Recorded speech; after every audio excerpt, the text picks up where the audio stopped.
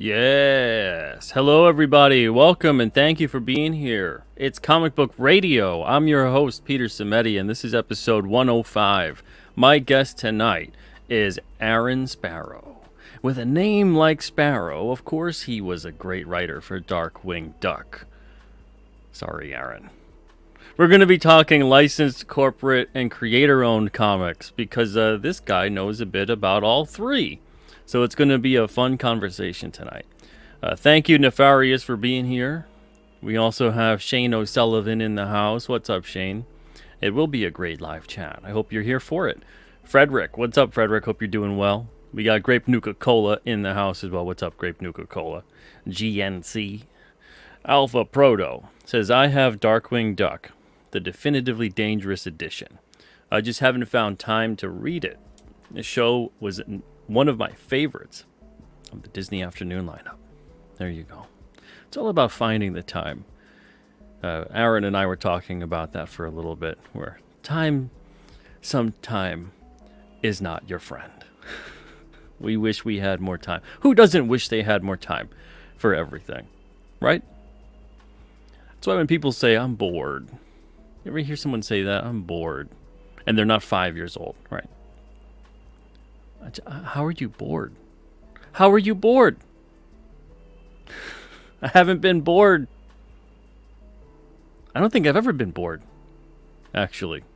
The real JBC, what's up? Hope you're doing good. Says, dude, that startled me. Time to wake up. Beampad, what's up? How you doing? Hope you're doing well, Beampad. Real JBC says, cup of coffee and the big time. Word Wizard, Captain Finity, hope you're doing well. And one of these days, StreamYard is going to show whatever emoji that is. Every time, it's just a little square there. Unless it is that. Imagine it's just a little square. And this whole time I'm thinking there's an error. What Geeks Do Network, hope you're doing well. Says, Hail Comic Book Radio. Thank you for being here, What Geeks Do Network. Metatron's Cube in the house as well. What's up? Hope you're doing well. Bruce Jack Stone is here. What's up, Bruce? Thank you for joining us tonight. AL in the house as well. What's up, AL? Hope you're doing good. Oh, man, we just lost Aaron in the back. In the green room. I hope he comes back. He flew the coop. No, he's back. Okay. Probably technical difficulties. He says he's back, but can't hear me. Can you guys hear me? I hope you can hear me. He heard me before. Live shows. What you gonna do? It's kind of good if he couldn't hear me, right? With some of those puns. Shrek PMC in the house. What's up, Shrek? Hope you're doing well. Bruce says, really wish that Bonkers gets a reboot, comic book wise, or something with new misadventures of Bonkers. I hope nothing ever gets a reboot. But I also hope you get what it is you'd like to see out of a reboot if that were to ever happen. And I hope it's good. Okay, Aaron can hear me now. All right, look at that. Okay, everybody else can hear me too. Okay, good, because that would be embarrassing. Okay, without further ado, let's bring him on. The man of the hour, Mr. Aaron Sparrow. Hey, how's it going, everybody? Hey, what's up, Aaron? Oh, man. You popped in, you popped out, and then we lost your gorgeous audio that we worked so hard at before the show started. We worked so hard to get it. Let's see, my gain's still down. How's that? Testing, 1, 2. It sounds like it's not coming from the mic again. Can you believe technology, man? I swear. Is there ever anything that goes smoothly? No, nothing. There's nothing. Do you want to try to work out the kinks or something? Yeah, let me do that. I feel bad. Like we had everything perfect before. It was perfect. I tell you guys at home, it was perfect. It was great. He sounded phenomenal. And it's not like he sounds bad now. but we'll get it all corrected for you. I wish I had one of those little cut screens. It's like technical difficulties. Right? That would be great. Ooh, yeah. Okay, that's Did I fix it? Yeah, you did. It's coming in loud and clear though, like loud. Emphasis on that. Professional operation, everybody. We did it. Is the gain all the way down? Yeah, gain's all the way down. I can push my mic further away. See if that helps at all. Now there's really weird static coming through. Technology is not on our side tonight, ladies and gentlemen. No, it is not. Yeah, now it sounds like like when the audio gets funky on a NES. Testing, 1, 2. Yeah, there's some static. Can you unplug your headphones from it and then put the headphones back in to the mic? I'm guessing they're plugged into the mic. Sometimes that does it. Yeah, we're getting. Is it?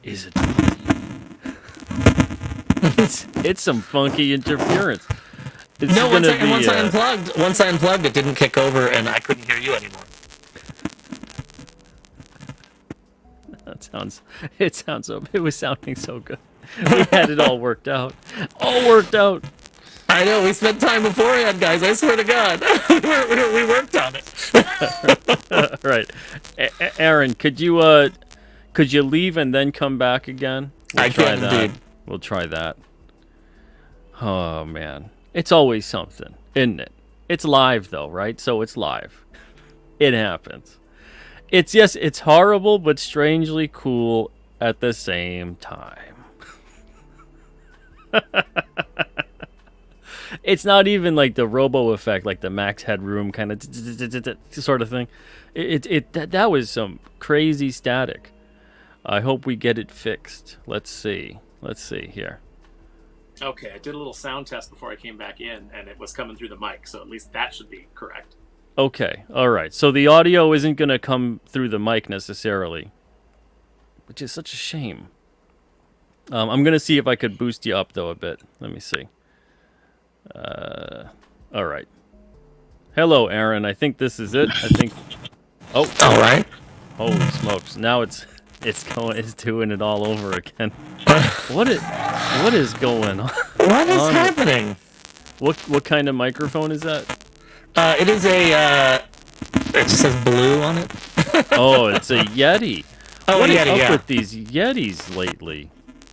I don't know. It's like for a while, like I had a problem on Wes's show where it would cut in and out, and then we managed to fix that problem, and now it's generally pretty good. But yeah, every now and then it has a problem. I can take the headset off and I can just go through I can listen to you through there, and then I can shut the mic down. Shut the mic down and then leave the headset on, and then I'll just boost your audio, and it'll be perfectly fine. Okay. So yeah. Is that better? So I'm gonna boost your audio. Wait, why is there? The mic is shut off right now? Mm-hmm. Oh my lord! Now I'm getting like a weird heartbeat, like an electronic heartbeat. Are you guys hearing this? I do a lot of paranormal talk on this show every now and then, right? And I'm getting electronic. This is the first time I ever got an electronic heartbeat. It's gone now. But now I can't hear Aaron. Ghost in the machine? Holy. Good night, everybody. Hold on. I gotta mute you. Oh my lord. Aaron, don't say anything for 1 second. I'm gonna try to lower your mic. that just blew out my eardrums, and I think maybe everybody else's too, because I had you all the way up. This is the craziest start to a show. We've had 105 episodes. I've never had a show start like this. Everything was fine in the green room. Everything was fine. And I just keep hearing electronic interference.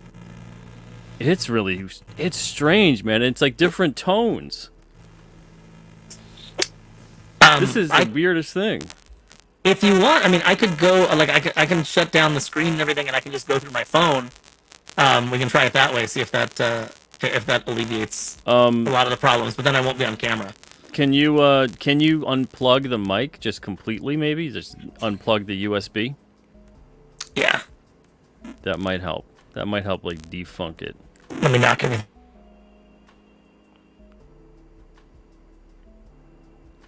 All right, now I can't. That's weird. Now I can't hear you. Can you go to your StreamYard settings and then go to audio and see if there's a mic option that you can use? Because obviously it was coming in before from something else. We might have to break out the cans and a string, JBC. We might. But yeah, if you can go to your settings, because that's the thing is I can't even hear you right now. If you can hear me, can you hear me? Okay. If go to your settings, go to audio, go to mic, and see if there's any other option for a microphone, and then select that. There's no other option.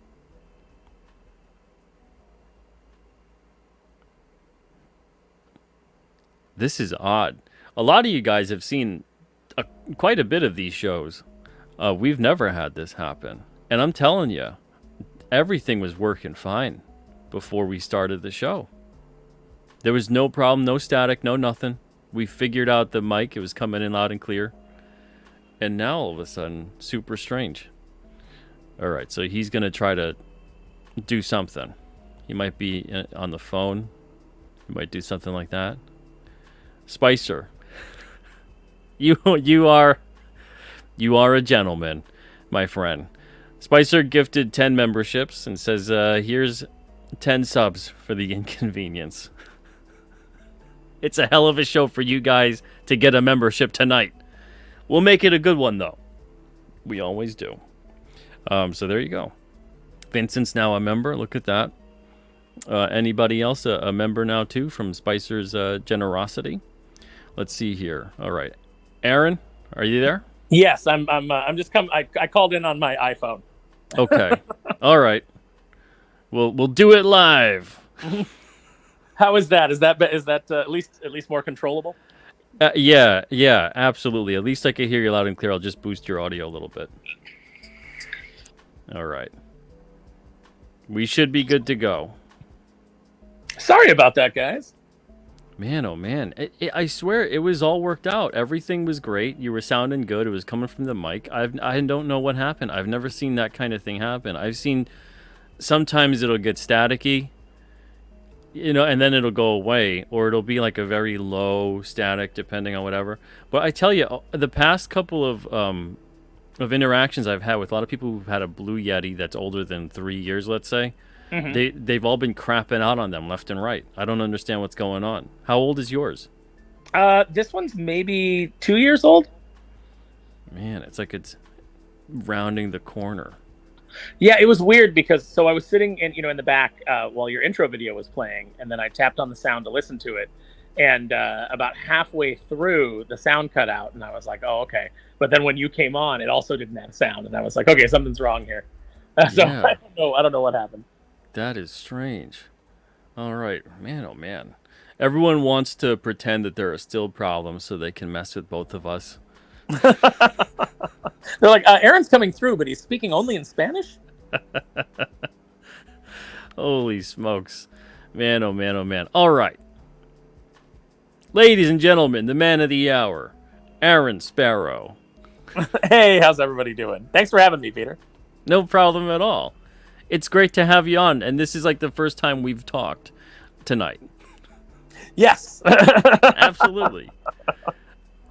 Man, I've been looking forward to having you on because you've been you've been in a bunch of different facets of the comic industry, which is why I wanted to discuss, and it's titled in there, licensed, corporate, and creator-owned comics. You've got a lot of experience in all three, and you're working on something that you're going to be coming out, you said, next year. Was that Kneel Before Doomface?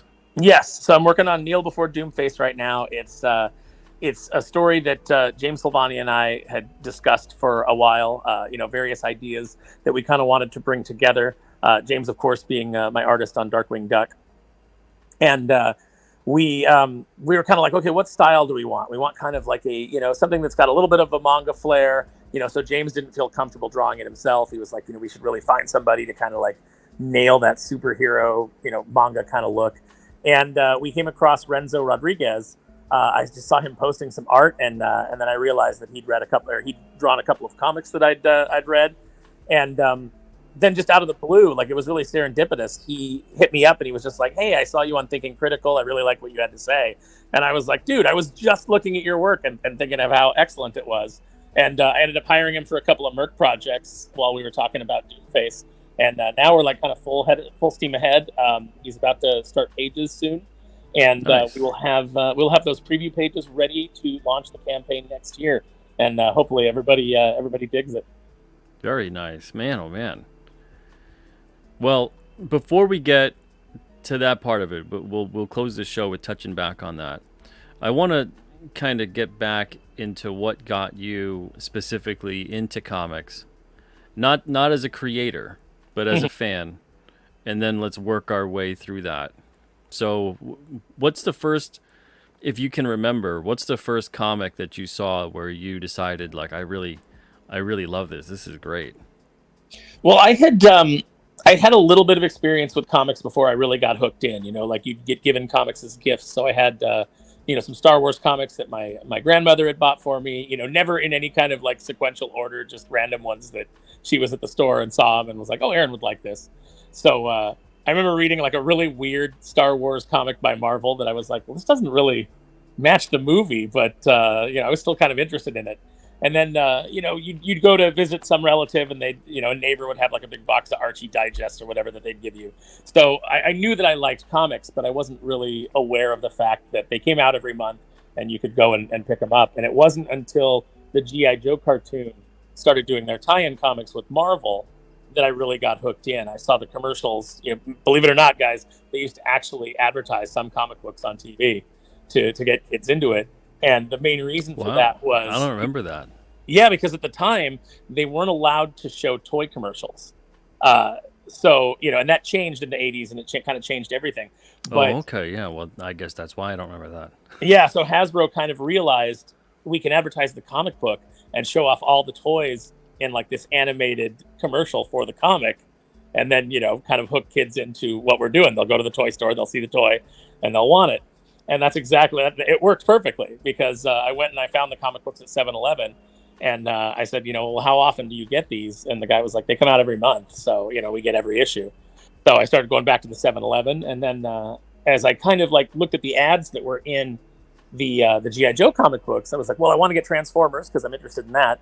And then I was like seeing ads for like the X-Men and the Avengers and things like that, and I was like, who are these characters? So the next time I went to the 7-Eleven and I had allowance in my pocket and the new issue of G.I. Joe wasn't out, I decided I would try some X-Men. So that's really how I got kind of hooked into comics. G.I. Joe was my gateway drug, and they really don't do anything like that anymore to kind of bring kids in, bring in new readers. And even if they did, like the comics are so expensive and they're so not written to be accessible to kids that I don't know how you could even hook them in if you did have them on the newsstand. But it was just like kind of the perfect time. It feels almost like, at least to me, that a lot of the bigger publishers aren't necessarily thinking that they need to tell anyone about comics anymore. And what I mean by that is that they did a lot. They did a lot back then, right? To constantly spread the awareness of these comics, to get them in front of people's faces, so that they just even know they exist. And now it just seems like almost as if it's taken not even a back seat. Like comics are sitting in like that station wagon seat all the way in the back looking out at the other cars. It's you forgot about them, and you went in the house and you left the kids in the back of the station wagon, and that's the comics. Marketing is such an afterthought. When I was at Boom, I was really surprised because, we had like the full-time marketing guy, and he would put out his press release to, CBR and Newsarama, and then basically just sit on Perez Hilton the rest of the day, reading Hollywood gossip. And it was like, so you sent it out to these news sites, and I was coming in as a fan to this company, and I said, before I started working here, I never read Newsarama. I never read Comic Book Resources. That's not where I got my comic book news. So you're not even preaching to the choir. You're preaching to a quarter of the choir. How are they ever going to know about this stuff? But there's no real marketing money for comic books. And even if they had a budget, I'm not sure that most of the marketing people that you have in the industry today would even know how to reach out to people beyond the immediate comic book readership that is online. Like, how do you even do that? What's the plan? That's kind of ironic too, isn't it? I mean, you'd figure that now they would have more of a marketing budget for that than ever before. Yeah, you would think so, but I never see it put into practice. Like, I saw a video today that Marvel put out on their Marvel Entertainment channel, and that channel has so many subscribers and they get so few views. And what does that tell you about the brand? What people think of the brand? It means that they're jaded and they don't care. And this video was all this woman talking about Captain Marvel, and here's the Funko Pops you can buy, to tie into the movie, and here's skirts that girls or boys, she made sure to say that repeatedly, could wear if they wanted to be a hero princess. And I was like, who are you marketing this to? Granted, the Marvel's film is going to have a very narrow window of people that are interested in it, but who is it for? Is it for a bunch of lesbian wine ants? Like, that seems to be who you're going for. How big is that market? It's huge. It has to be huge. I mean, that's a lot of what's being pushed out there nowadays. It has to be a huge market, Aaron. It's got to be. It's got to be the biggest demographic in the country, right? With how much attention that they put on it. It must be. It must be. I have to believe that.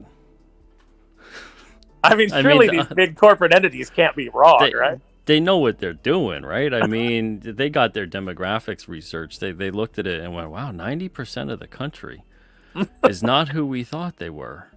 Nobody who works for a corporation could be incompetent.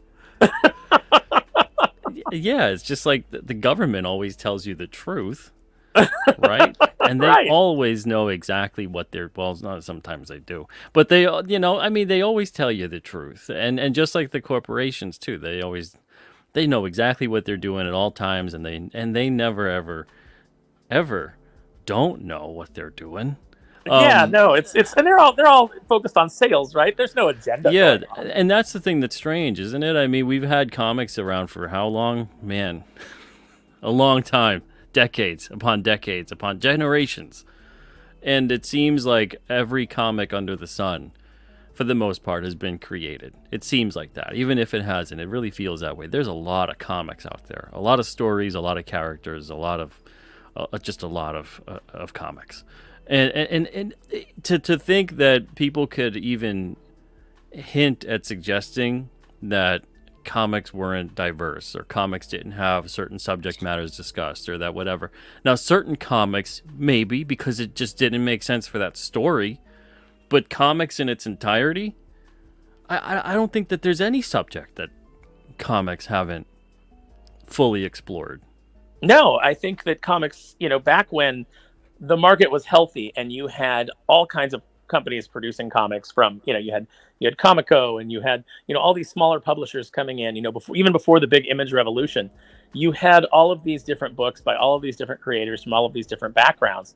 And, sometimes you had to search a little bit, but you could find something that fit what you wanted to read.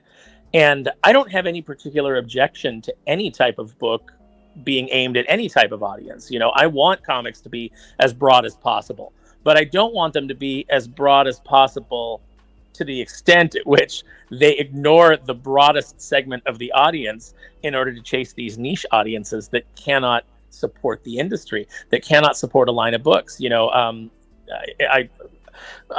Sheridan put out a video 2 weeks ago, talking about Green Lantern, and he was saying that you need to support this book, to stick it to Comicsgate, to stick it to the bigots, blah blah blah, all the things that we've heard since 2016.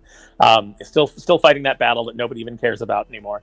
And but he said there's a huge LGBT audience, and we need to show these corporations that it exists. And I said, well, you've been trying to do that. I'm sorry, who is this? Who said that? Tim Sheridan, writer of the current Alan Scott Green Lantern book. Oh, okay, man. I don't know. I hear the name and I'm trying to think, and I can't put the name to the face or anything like that. All right. Yeah. Yeah. Okay. Yeah, no, it's fine. It's irrelevant to the story. But he said there's this huge audience for it, and I am saying that there's not even a huge audience right now for books about straight characters. There's just not a huge comic audience. And if you boil down the amount of people that are currently reading comics and are currently interested in comics, and then from there you say, now what percentage of them are LGBT?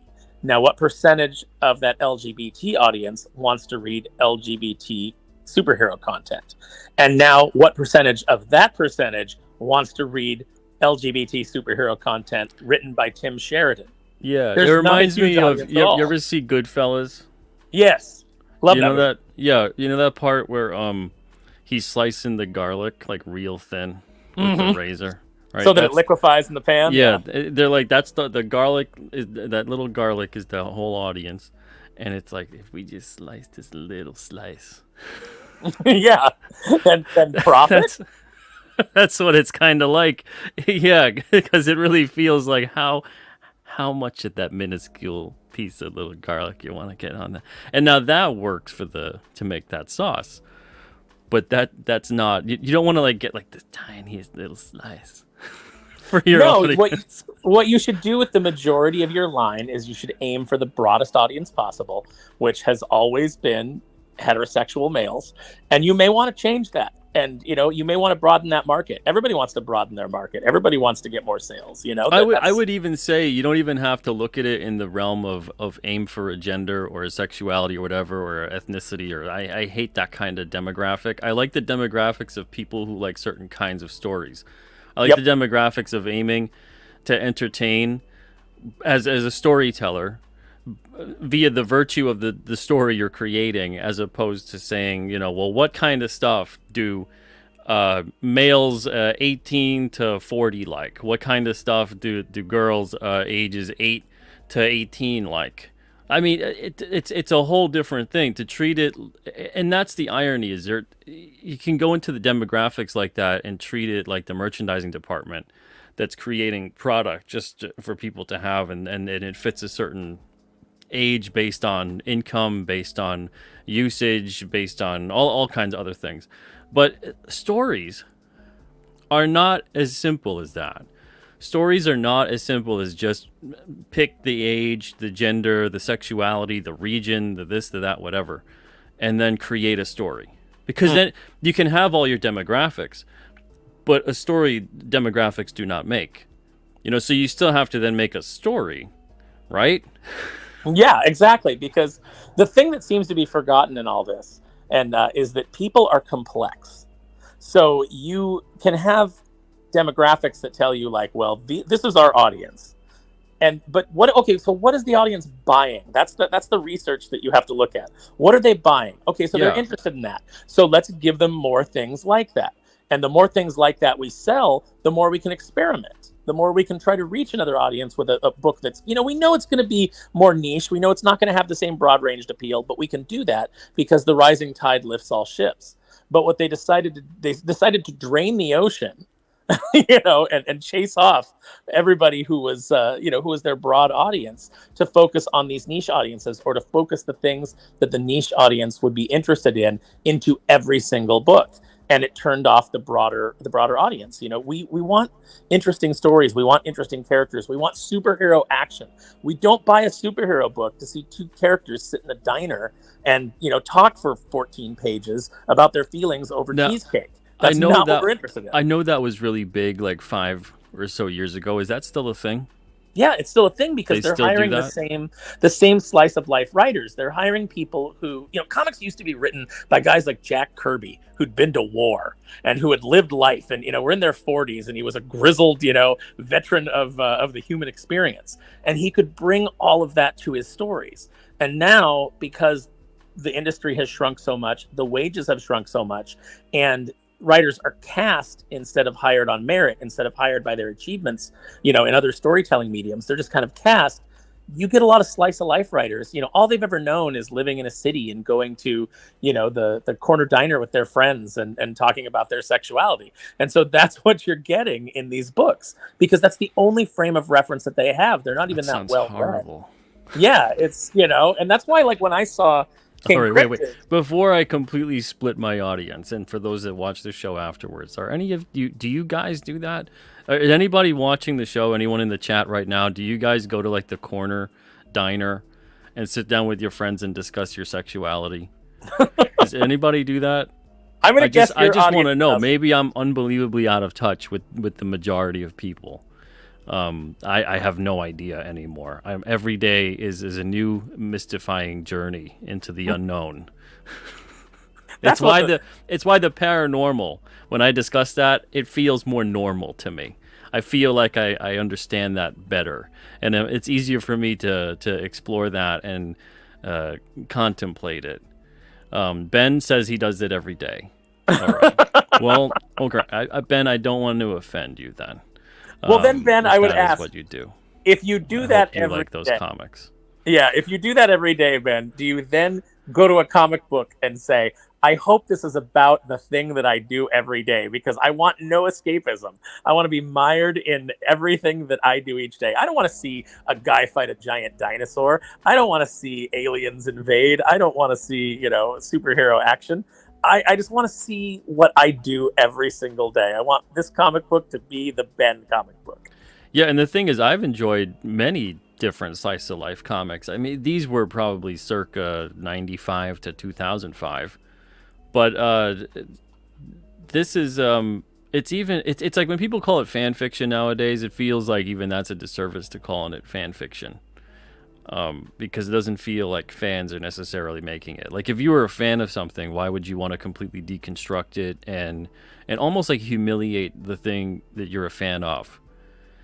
So it doesn't feel like fan fiction. Fan fiction feels more like you're maybe being too derivative with what you're writing about, or you're almost being too precious with the characters or the story or whatever. And some fan fiction's actually pretty good. But a lot of it usually follows that same kind of rhythm. Whereas this to me feels different. And it also doesn't feel anymore like what you're talking about. It doesn't feel like slice of life anymore either, because it's a slice of whose life? Who's living that life? Usually slice of life back in the day, that felt more like, it's always going to be a little exaggerated, but it did feel more like you were kind of a fly on the wall in the average person's life. They had relationships, they had a job, they had worries, they had family, all this kind of stuff. And it's just like relationship and job drama. Mm-hmm. And best when I think you combine those elements. So if you're writing a horror story, you've got horror, but then you do have some relationship elements, because that's going to humanize the characters for people. And I don't mean to. Ross said slice of life can be really, can be great when it's done well. And I absolutely agree. And some of my favorite superhero stories also hooked me in with some of that. Any drama that Peter Parker has going on with his marriage to Mary Jane. I was always as interested in that as I was with what Elektra was up to in the issue. They had a really good way of like balancing those things and humanizing those characters. But that wasn't just what you were getting. You weren't getting the most boring person's life played out on the page, because that's the writer's life, and that's what they're interested in. Excuse me. That's what they're interested in telling the story about, as themselves. There wasn't as much, narcissism in people's writing. They wanted to tell interesting stories, and they wanted to take these characters that they loved and take them on new adventures and explore those characters. And that's where I think comics is really effective. And I think that's what this current crop, this current generation of writers that's been brought in is missing. Yeah, it's interesting. It would have been, they could have just saved everyone a lot of grief if they just opened up an imprint and hired people to do these kinds of stories with the characters, and it was in its own continuity. I mean, they're already multiverse crazy as it is, right? Mm-hmm. And imagine a whole universe of these superheroes who never became superheroes. What a concept, right? So they never become superheroes. There's no such thing as superheroes or supervillains. Take like any of the big two, either one. And then here's a separate side universe. And what would they be like as normal people? What would they still be doing? How would they be going about their lives? Obviously, you're still going to get some people in situations where, maybe that lab accident, they die. They don't get superpowers. Maybe that that spider bites Peter Parker, and he just has to go to the hospital and get treated. And he's still a dork that gets beat up or whatever. Matt Murdock just blind. Like it doesn't give him powers; it just blinds. He's just a blind guy, but he still goes into being a lawyer and all whatever else, and just have a normal kind of thing play out, and just have a separate universe. That's it. Do your thing. Slice of life stories. Boom, done. And then everything else, you just keep it. I don't know. I'm just trying to think like a normal, logical, rational human being. Well, then you could, you could point to the sales and say, like, boy, the slice of life line isn't working. It's not nearly as popular as exactly. You can measure it, whereas just they've kind of depressed the whole industry, and the whole capes and cowls portion of in American comics is suffering because of it. And you see more and more people like branching out, and it's great for guys like you who when I saw King Cryptid for the first time, I told you, I said, like, man, this is so cool. I wish I'd thought of it. The name, the look of the character, I love so much about it. But it's so different from what we're getting from the industry that even if it didn't like push those buttons for me, I couldn't help but be interested in it just because it's so different from what we're getting. Thank you, man.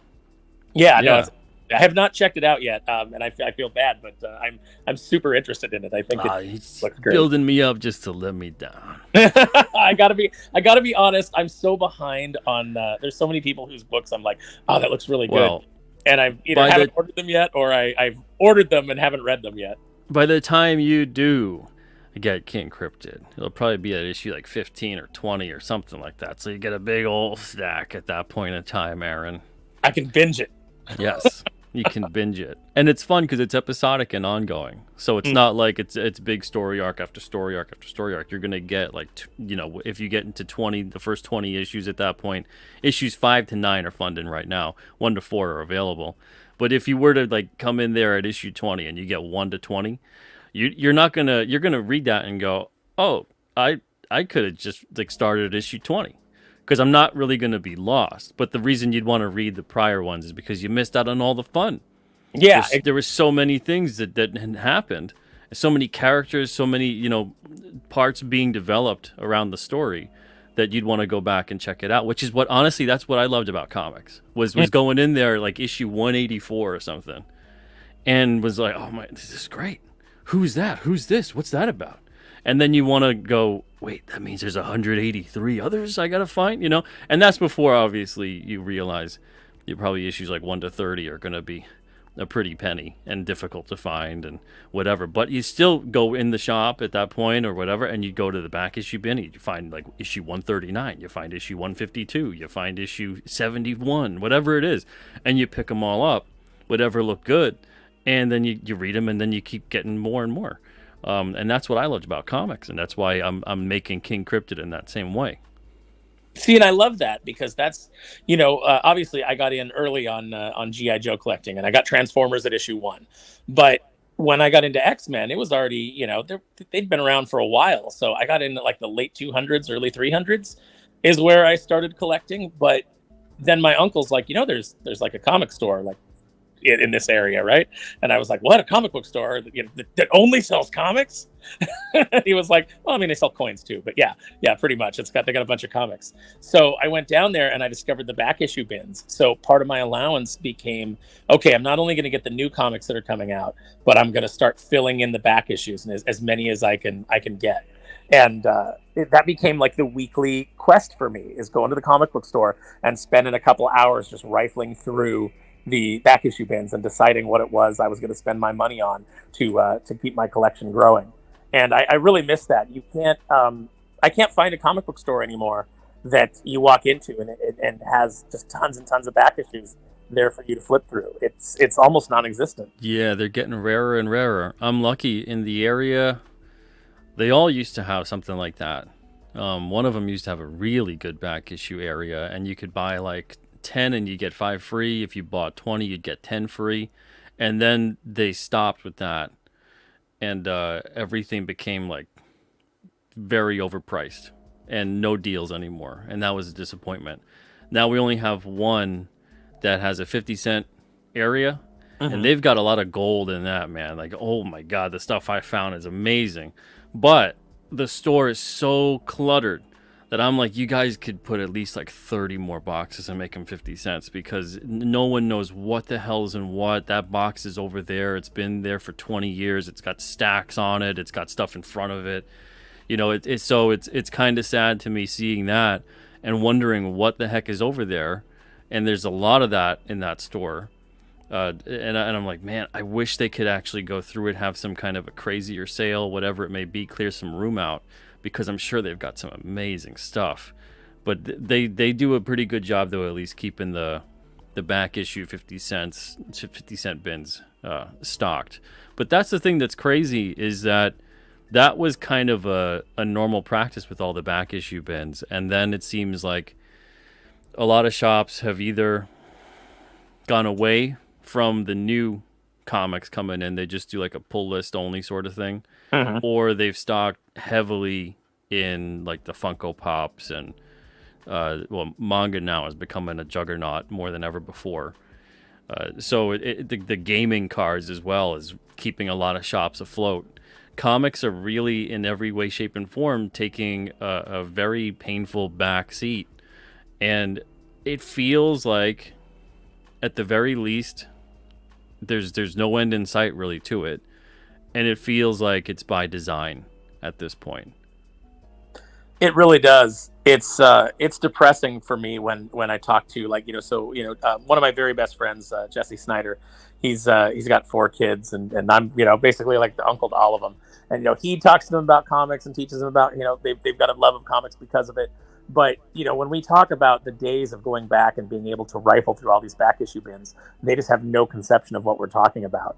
And if you've just gotten into comics in the last 10 years, and you've seen the comic stores shrink and go away, and you don't have that, like, I can't even tell you what an amazing experience that was. It used to be like you got a copy of Thing number 33 off the rack, and you read it and you were like, I kind of like this, and he's a member of the Fantastic Four, and then you would go and you would start rifling through those bins, and then you discover John Byrne's Fantastic Four run, and you'd be blown away. Yeah, you're hitting every note for me. That's all the stuff. I say the other day, like a year ago, I'm going through my collection. I just came back from said shop with like a stack of like 40 books, right? Mm-hmm. And I'm going through my collection, putting them back in my collection, everything else, the stuff I just got, and I'm realizing that like 60% of my collection has John Byrne involved. And I've never mentioned John Byrne as one of my top favorite creators my whole life. Mm-hmm. But I'm looking through it, I'm like, I gotta start saying John Byrne is like one of my, if not my apparent, most bought top creator. Because the stuff with Superman, Fantastic Four, X-Men, She-Hulk, I know he didn't necessarily partake in the entire thing, but The Thing, that series was great. And someone else did I forget who did the art. I feel so bad about it. I have every issue. Alpha Flight. I can go on and on. There's so much John Byrne incredibleness. And then even a lot of the stuff that he did independently.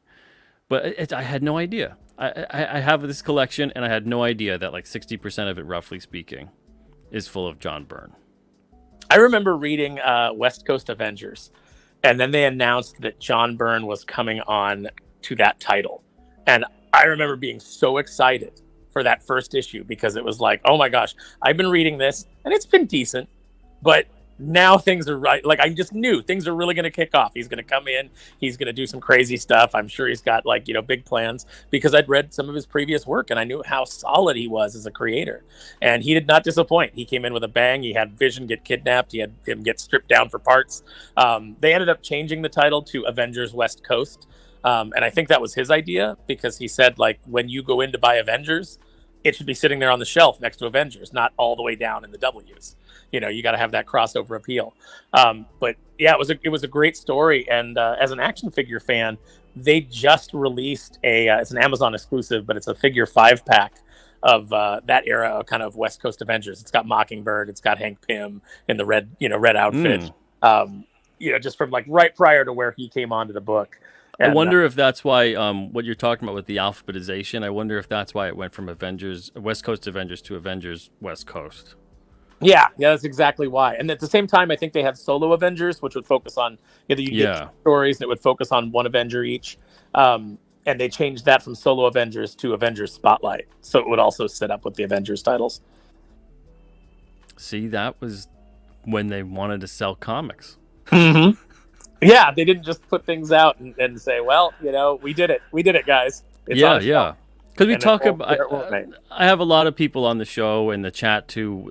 Even yesterday we were talking about it. It was an open line show, and there's a lot of people that are always going that here's the obvious solution to these things. Why aren't they doing it? And the obvious answer to me anyway would be because they don't want it that way.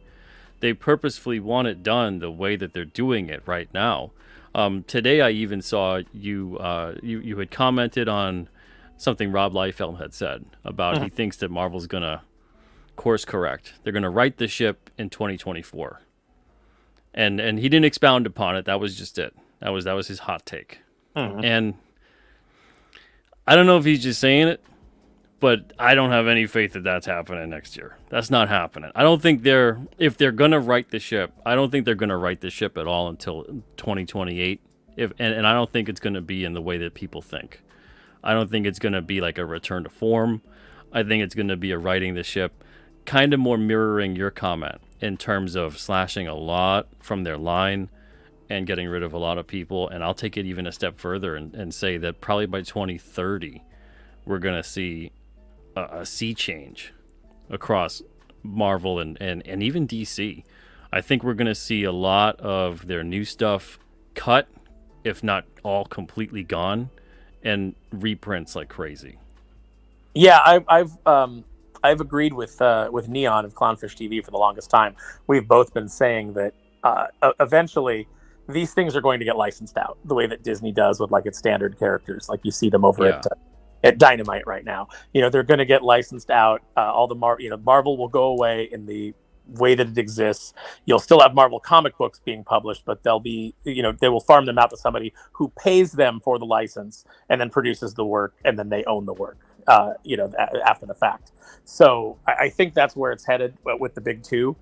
And so that's why I think that right now, all of the indie companies, anybody who's out there doing comic books and putting them into stores, they need to have a solid strategy for when that happens, because I think it's an inevitability. Yeah, everybody top to bottom needs to do that. And I think it really concerns me seeing that there's still so many retailers who are kind of doing the head in the sand approach to all of it. There's some that are waking up, but yeah. Yeah, I said a while ago, and I've been trumpeting this. If you're a comic book store and your entire store is built on new comics still in this day and age, you're going to go out of business. You need to course correct. You need to cut that down. You need to make brand new weekly comics the smallest part of your business and have other avenues. You need to be selling manga. You need to be selling anime statues. First of all, things that you're going to make a better profit margin on, because as rent goes up, especially in these cities, we're seeing in Manhattan stores are closing down, in Los Angeles stores are closing down, and that's partly because they have unsellable product and they can't make enough to make the increased rents that they're getting hit with. If everything was successful, if people still were in love with comic books, if you still had that weekly crowd rushing in on Wednesdays to get their comic fix, it would be a lot more. They'd be able to mitigate those changes a lot better and navigate, the economy a lot better than they are. But so many of them are stuck in their ways and aren't changing. It's that you've got to change. You've got to change with the times. You've got to be flexible. And I hate to see it happen, because I hate to see comic stores go away. But the big two are not serving them right now with product that people want.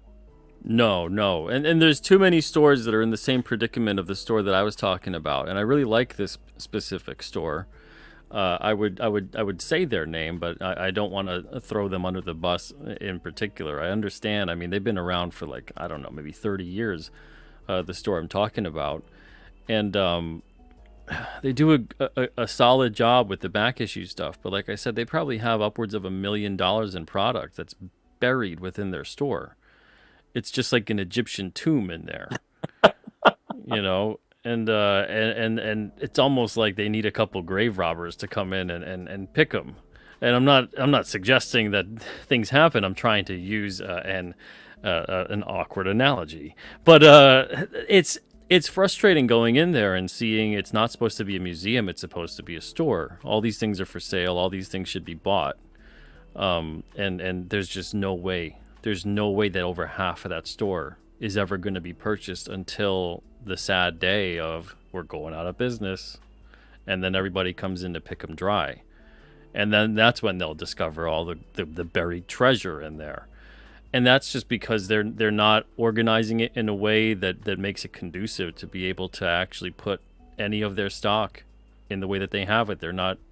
A lot of stores, they're not putting even sales. I know there's a really great shop that's by me that I used to go to a lot. They didn't do a grand opening sale. They didn't do a grand reopening sale. They don't do Black Friday sales. They don't even have sales on Free Comic Book Day. Mm-hmm. They don't do sales ever. And I'm just like, it's your store. You have a lot of product. Maybe you should do a sale once in a while. Yeah, you do a sale and you get people in and they're like, okay, well, I've been eyeballing this for a while, but at 20% off, I can't say no. And the thing that retailers don't realize is, if you have a lot of stock and it is just sitting there collecting dust, and you're like, well, I need to sell that for this much so that I make this much money, that is costing you money. Every month that sits there and takes up square footage in your store, it's costing you money. And in the first example that you gave of the shop that has just stuff buried, if customers can't see it, they can't buy it. Yeah. Don't make impediments to people giving you money. That's the biggest thing the biggest takeaway from any conversation that we have about comic books, about stores, about retail, is never create more obstacles for the customer to hand you their cash. Make it as easy as possible. Imagine going to the grocery store and it's set up in the same capacity of just like all like the food just thrown over there, boxes on boxes on boxes, and all the stuff is inside of big boxes and you can't find them, and they've got a price tag on them, but there's like 4 boxes in front of them and they're all just on top of each other and nothing's organized. There's no signage, there's no nothing. It's just all over the place. And the only way you'll ever know what's actually around is if you're going in there constantly and you're just discovering things for yourself, and you're almost like going inside of someone's garage and moving all their stuff around, trying to find what they have. What you've just described is an inconvenience store. Yeah. There's everything in a pile. And unfortunately, and there's some shops that are really well organized. That one that doesn't want to ever have sales is really well organized. But this other one, it's a nightmare. If I never grew up in the capacity of being used to a comic shop that's just like boom, everything's just thrown in front of you. It's just like pop culture exploded all over your face as soon as you walk in. I would be mortified. I wouldn't know where to begin. It doesn't matter to me that your stuff is alphabetized with the titles, because it's all Alterna is the same thing as Marvel. It's like I don't know what's what. I don't know who's who. Give me something by genre. Give me something that I can actually go to based on something I'm already aware of that I like. If I don't know what I'm specifically trying to find, discoverability is very difficult within a shop like that. And the shops don't even really know what they have either. So it's the older I get when I walk into stores like that, it kind of leaves me with a sad feeling, because I'm just thinking like one day we'll discover what's here, but it's because there's going to be a going out of business sale. Yeah, the other detriment is when you have like a kid who wants to come into your store and his mom brings him in. That sort of store makes mothers very uncomfortable. It's cluttered. There's a couple of big dudes in there. You can't really get around them. You have to like brush way too close to them to get past them because the aisles are too narrow. Yeah, everything's very crammed. Yeah, it's dark. It smells weird. Yep, that's all a detriment to getting those new customers. So there almost needs to be a show like where Marie Kondo comes in and like declutters. Yeah, like comic shop nightmares. Yeah, instead of kitchen nightmares. You get Jim Shooter. He could run around. Or some storied retailer. I don't know. I can't think of one off the top of my head. But someone that runs around and is like, doing the Gordon Ramsay thing. Yeah, just someone who's like run some really slick retail chain that just have great appeal. And the fact of the matter is that most comic book stores kind of start as small mom and pop operations, so they build up Yeah. slowly. They don't come in with a bunch of money to spend on all the nice fixtures and all the displays. It's like they kind of build up gradually. So you get a lot of grid, a lot of things like that. But over time, you've got to make it look as professional and as welcoming as possible to your random customer that'll come in.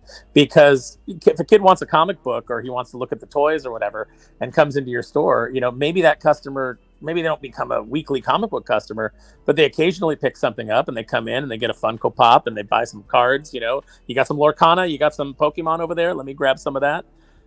You'll create a habit with them, and then you can get them into other products. Like you can say, like, hey, you're getting a little bit older. You like story? You see you're wearing a Spider-Man shirt. You like Spider-Man? Check these comics out that we've got with Spider-Man, and try and bring them in that way. Yeah.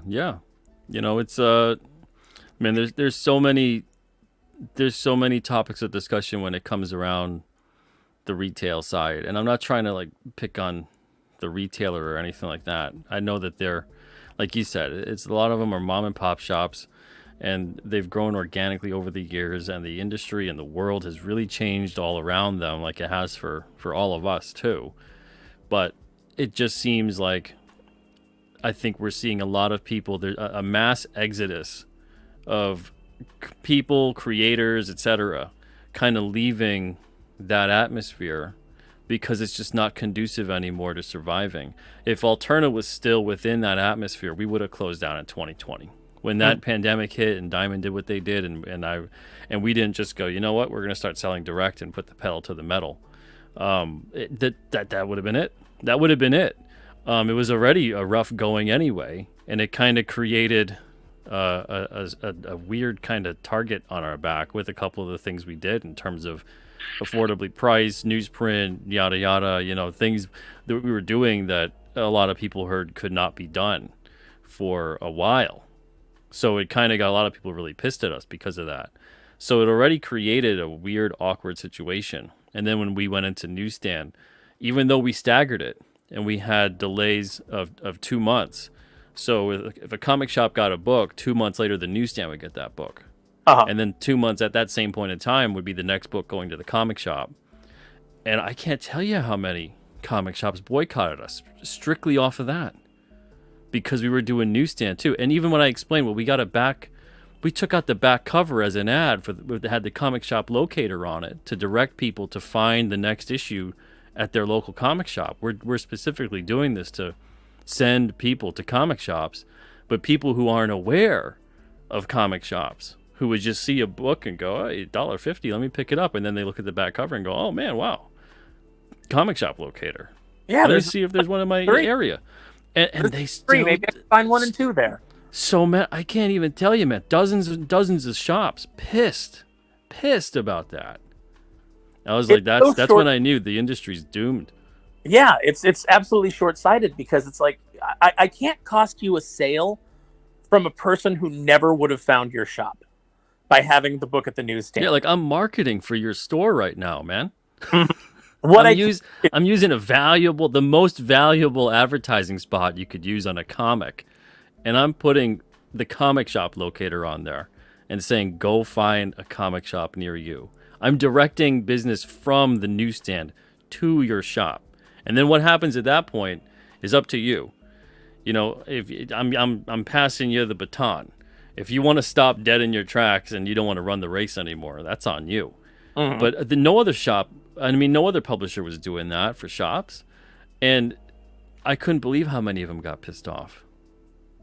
It's so bizarre. I was thinking that like we would probably run into that too. Right before Dynamite got the Darkwing and the Gargoyles license, they basically like swooped us on that. But James Silvani and I had put together some investors, and we'd gotten, Greg Weisman was on board to write Gargoyles, and we had pitched getting the license ourselves. And we had just had a different model. We were like, listen, we're going to offer these as pre-sales. We're going to do the book. We're going to do a 4-issue trade. then we're going to market it out there and take pre-sales through, probably the crowdfunding sites, just because you'll get more eyes on it. But it's not going to be a crowdfund. It's going to be done. So like, as soon as the thing closes, we get it printed and we start processing it and getting it out. And then what we will do is, once we've got 2-3 trades under our belt, we're going to break them up and offer them as individual floppies to the comic book retailers. After that, what we want to do is we want to do newsprint versions. And we used you as an example, like Alterna does. We want to do newsprint versions that we can offer to Dollar Tree and stores like that, where they could have a spinner rack there of these these Disney books to get people interested, to reach out to new audiences. And then furthermore, we want to take a percentage of the profits, and we want to take some newsprint versions, and we want to put them in pediatricians' offices for free. We want to give them to children's hospitals. We want to do some charitable work that also spreads this stuff out there and spreads these books out there for people to read and to know that they exist. And I thought it was a really solid plan. But when you, as you encountered, when you said, we're going to do this our way, we're going to try to do something different. Stonewalled at every single aspect of it. Yeah, so the industry complains that everybody does everything the same and that there's no new ideas. But when you have a new idea and you're like, let's try a new idea, you get attacked. It's absolutely ridiculous. You get stonewalled, you get ignored. Yeah, they cry for alternatives, and then when you say, okay, here you go, they go, we don't want any of that. Yeah. That takes an extra 5 minutes. And now look at what's happened. Like, I don't even know what kind of, because, we got out of books, doing new books at the shops that I order for about 2 years ago now. But everybody has basically left Diamond. I think all they have left is like Boom, Dynamite, maybe Udon, but Udon does a really good job of selling things on their own as well. And exactly. So they're not, I don't think they're as affected. But what kind of discounts do you even get on comics books anymore as a retailer? Diamond doesn't have most of the comic companies. You can still get your Marvel through there, but you're basically paying above what you would if you were going direct through Penguin Random House. And everything else seems to be over at the other distribution company, which Lunar. Everything else seems to be going over to Lunar, and it's going to end up in the same situation. Diamond's going to go under, and all the books will be at Lunar, except for Marvel. Like, remember that Pinky and the Brain episode with the Chia Earth? Yes. And they were like giving free T-shirts to go over there because they wanted to control Earth. And then they're controlling Earth, but no one's on it anymore because everybody went to Chia Earth. Yeah, it's absolute insanity. But that's the what you have in this industry. And another huge problem is when we talk about marketing and the marketing of comic books, and even and this goes to animation. This goes to like every industry. So it's like, okay, well, we're going to hire this marketing guy, this guy that just got his marketing degree, and he's going to come in here and he's going to market our product. But he has no idea what your product is. He just has a marketing degree. And so he doesn't know the audience. He doesn't know the product. And he just goes through what he learned at school and doesn't have any like innovative ideas. He's not in touch with the fan base so that he can really get them excited. And then you wonder why no one cares. Yeah. It's got to be, it's like rule number one. You have to know your product. That's like rule number one of almost every business. Mm-hmm. Well, back when things made sense anyway. Yeah, we live in clown world somehow. Now rule number one seems to be like, how do we get a lot of people upset? Yeah, because when people hate the product, they'll go that'll result in profit. It's like when they're in a state of emotion, then we can manipulate that emotion. And it's and then we'll profit. Yeah, maybe tell the customer that we hate their guts and that we think they're trash. They'll give us their money. It's like they're negging the customer. Uh-huh. It's like it's you're at a club or something, and you're trying to hit on someone with low self-esteem. It would be one thing if your target audience was all customers of like they just love to be abused. Like then that would make sense. You'd be like, oh well, what do people like? They like to be abused. They like to be insulted. They like to be spit upon. Okay, great. Then that'll be our marketing strategy. Oh man. All right, let's do a hard pivot. Darkwing Duck. Yes.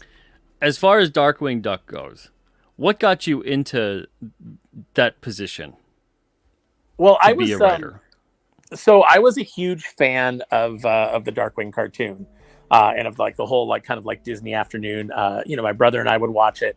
We were super into it, and Darkwing was like huge for us because it was not only Disney Ducks, which we were already kind of into through like reading Carl Barks comics and then watching like the DuckTales cartoon, but it was also superheroes, which we were into. So it was like this perfect marriage of things, and so I always loved that. And I ended up working at Tokyo Pop in the early 2000s. And Tokyo Pop was doing, a lot of manga. That was what they were one of the big ones at the time, before, Viz came in and kind of like took over everything as far as manga publishing goes. But I started working there as a copy editor. And I got noticed because I would do my copy edit, but I would also give notes on the translations. I would say, this doesn't really read well. It doesn't make sense from like an American perspective. I suggested it. I suggest a line rewrite, to this, so that it at least, it still has the feeling of what is trying to be expressed, but it feels more natural. And the editors liked it, and so they had me start doing rewrites on the scripts, and doing adaptations. And then from there, I ended up at Boom Studios. And when I went in and interviewed, they were really desperate to hire somebody. And I didn't realize that. I realized it once the interview was over and they said, "Can you start right now?" Like, I was like, oh, I was going to go home and like do some things, but yeah, I guess I can. They're like, "We'll send someone to Staples to get you a work computer and you can start today." And I was like, oh, okay. But when I went in for the interview, they said, "Well, we have the Disney license and this is what we're doing." And I was like, "Well, which characters do you have the rights for?" And they said, "Well, pretty much all of the standards, all of the Pixar characters, all of the Muppets." And I said, "Do you have the rights to Darkwing Duck?" And they said, "Well, what is that?" And so I was, kind of like blown away. I was like, "You guys have this license. You don't even know like all the things that you have." And so I described it to them and I said, "I think it would be a perfect book to do because, here I am, the new guy, like first day. I haven't even got my computer yet. And I'm already telling them, this is what you should do." But, they didn't really feel strongly about it. I was told that it felt like a nostalgia play and they didn't think that would really work. And so I was like, all right, well, let me get involved here. And so I started working on the things that they were doing, but I kept pushing for Darkwing, because I knew that it had a good crossover audience. It had been out long enough to where the people that were fans of it were now starting families of their own. They had their own children. That wouldn't they love to share this with their kids?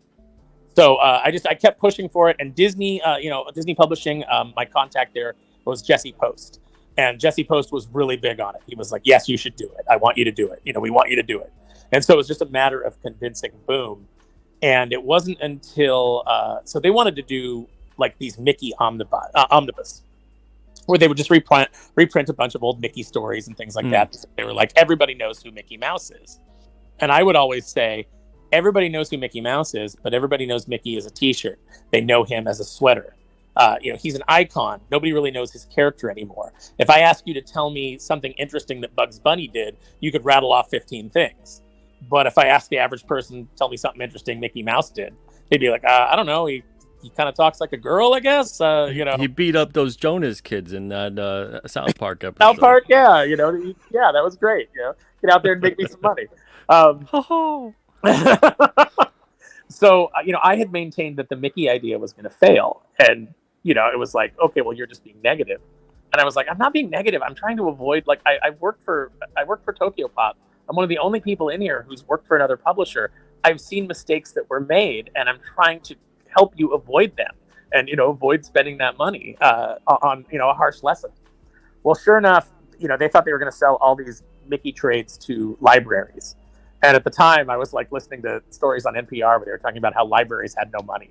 And I was like, guys, this is going to blow up in your face. And sure enough, it did.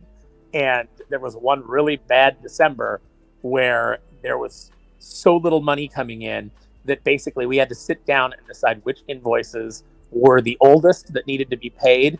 And then after that, which creators were more likely to kick up a fuss if we didn't pay them right away. That's how thin the money was. So after that, it was like, okay, well, we're going to let you do, I think it was just to shut me up, but it was like, we're going to let you do Darkwing for like 4 issues. And so I already had like the story in mind. I already knew the marketing campaign that I wanted to do. I knew that I wanted to call it the Duck Knight Returns and play off of, Frank Miller. I had all of that planned out, and so just knocked it out. And that's really how the whole thing kind of launched. What year is this? This is 2009. Okay. And so the moment that I knew that it was going to be huge for us was we went to Emerald City Comic Con, and for the first time ever, I was on the Boom panel to talk about the Boom Kids stuff. And they went through their regular Boom Studios side. Mark Waid talked about Irredeemable, which was big at the time for the company, and there was some interest from the audience. But when it got to the Boom Kids portion, they put a graphic up on the screen that was just a lightning bolt, like, for the Frank Miller lightning bolt, but it just said, "Boom gets dangerous." And this hush, like this gasp, went out through the crowd. And I put my head down. I think that, I don't know where it is anymore, but I think the panel's probably online somewhere. But you see me put my head down because I started smiling because I was like, I've got them. I have this crowd right where I want them.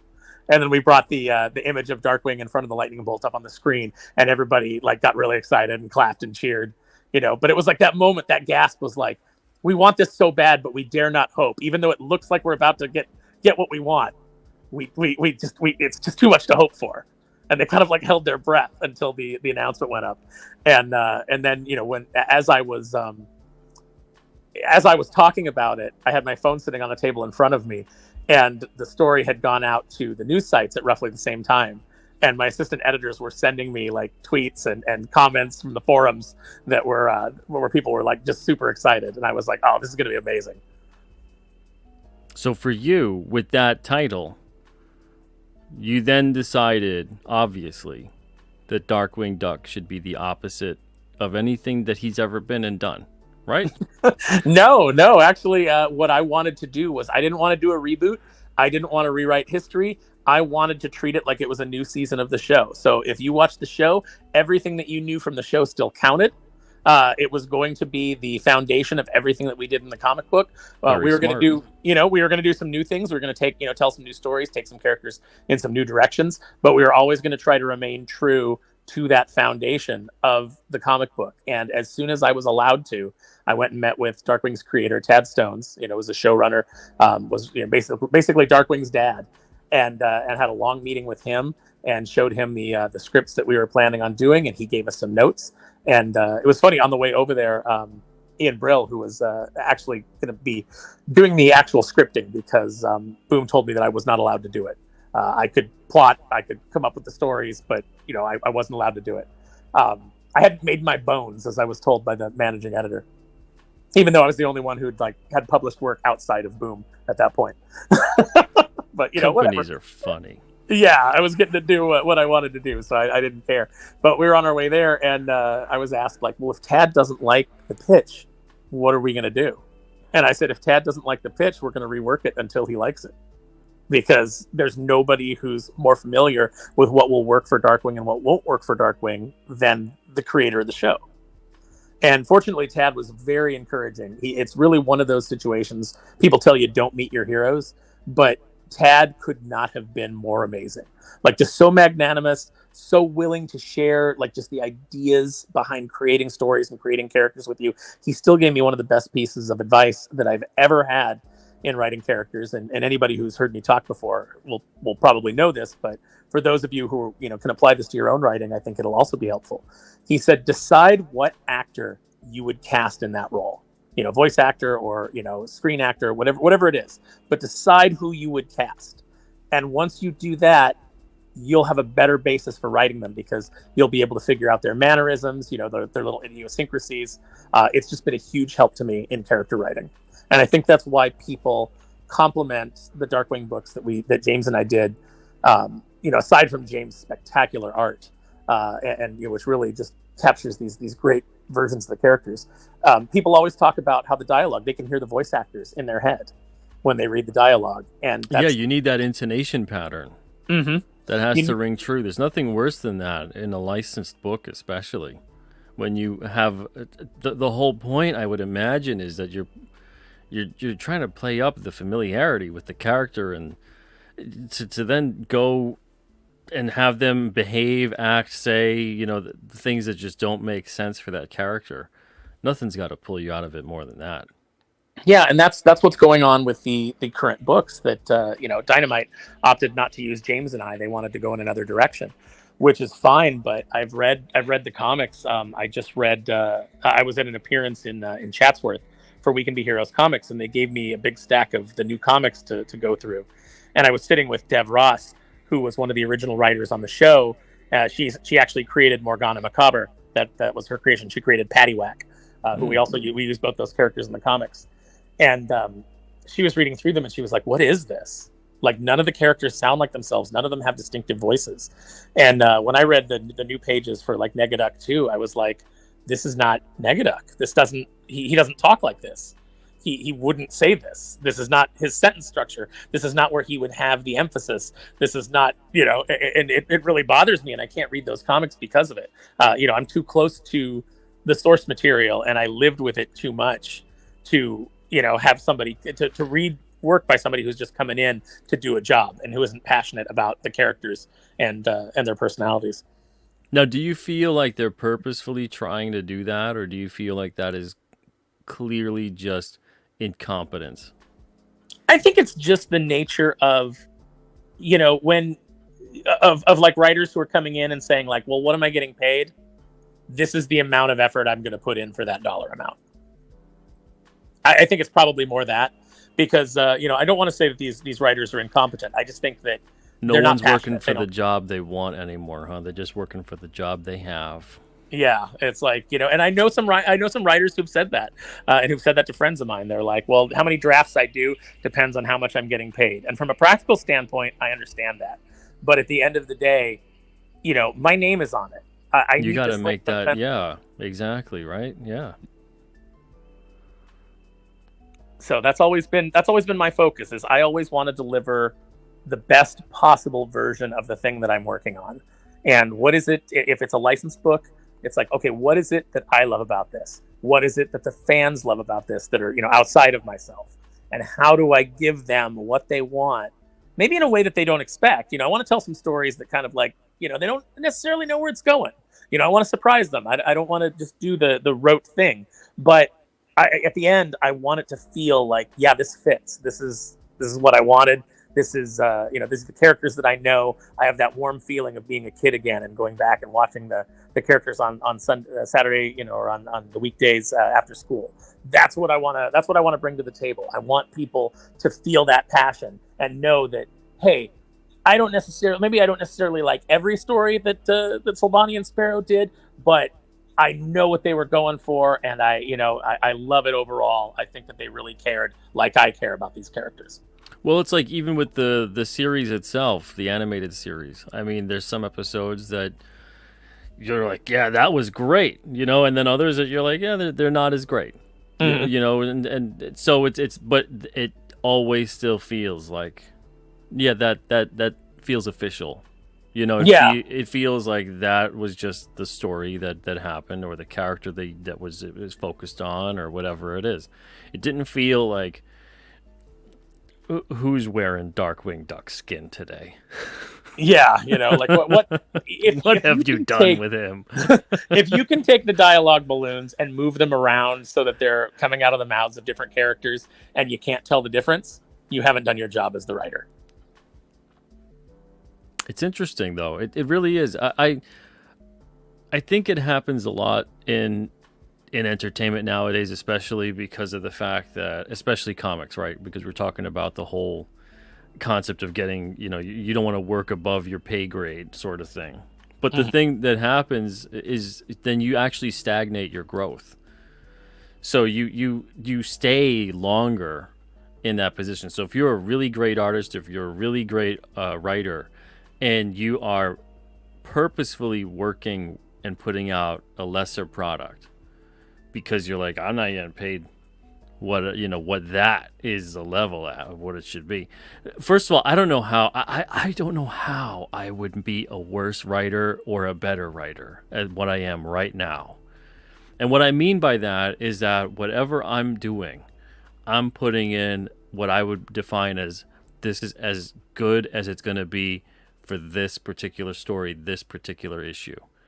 I'm not going to purposefully do worse or do better. It's you're going to get me. That's what it is. And maybe 5 years from now I'm better, or maybe I'm worse. But right now in this moment of time, what you're getting is me. Mm-hmm. And I'm here and I'm showing up and you're getting what it is. And if people kind of just get worse because they go, well, I'm not getting paid to, they're not paying me enough to get me at my best.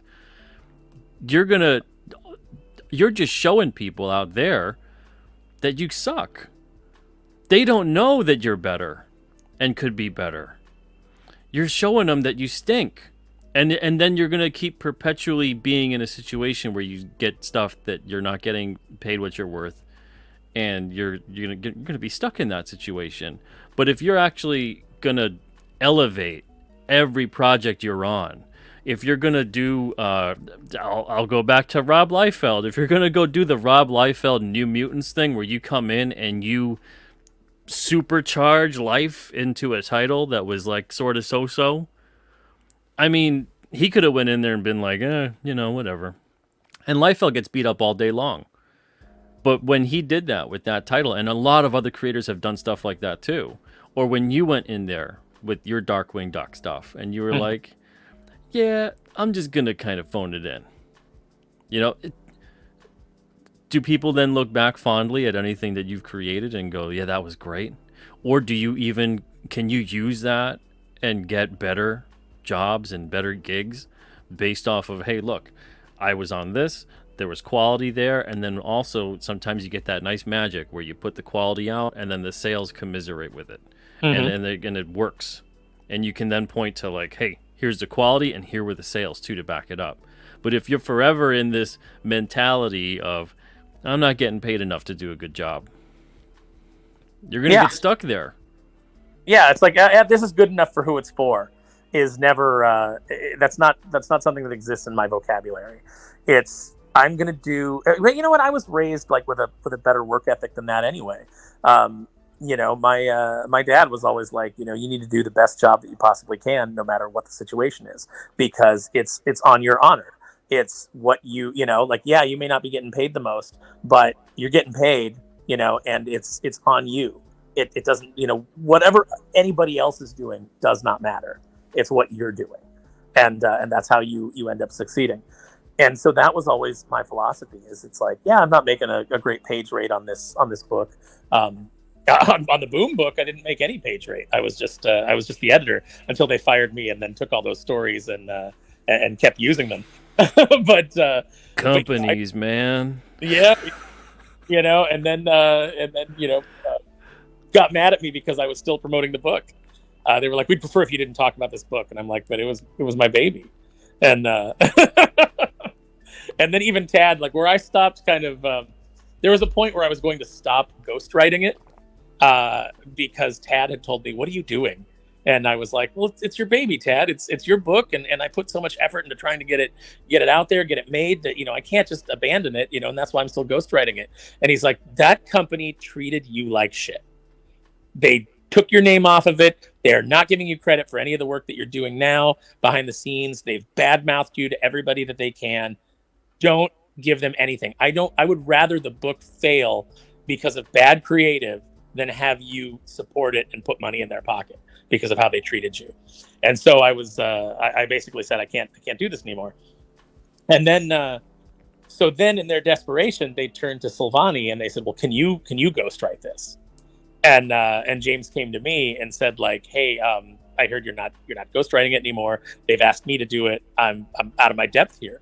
And, Silvani very, very honestly told me, he said, look, before I got the Muppets gig that led into this gig, before you hired me for those, I didn't know what I was going to do as an artist. I was ready to give up. And he said, and this was like, you breathed like new life into me, into my career. And so then I knew I couldn't let James down. So I was like, okay, well, you can tell them it's you and I'll like do the ghost plotting and writing and everything. But when it's over, we get to tell people that we did it.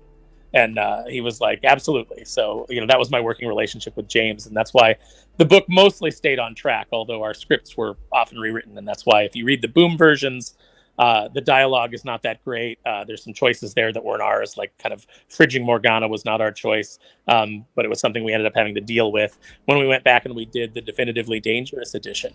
And what happened with that was Joe Books picked up the license after Disney took all their licenses away from Boom.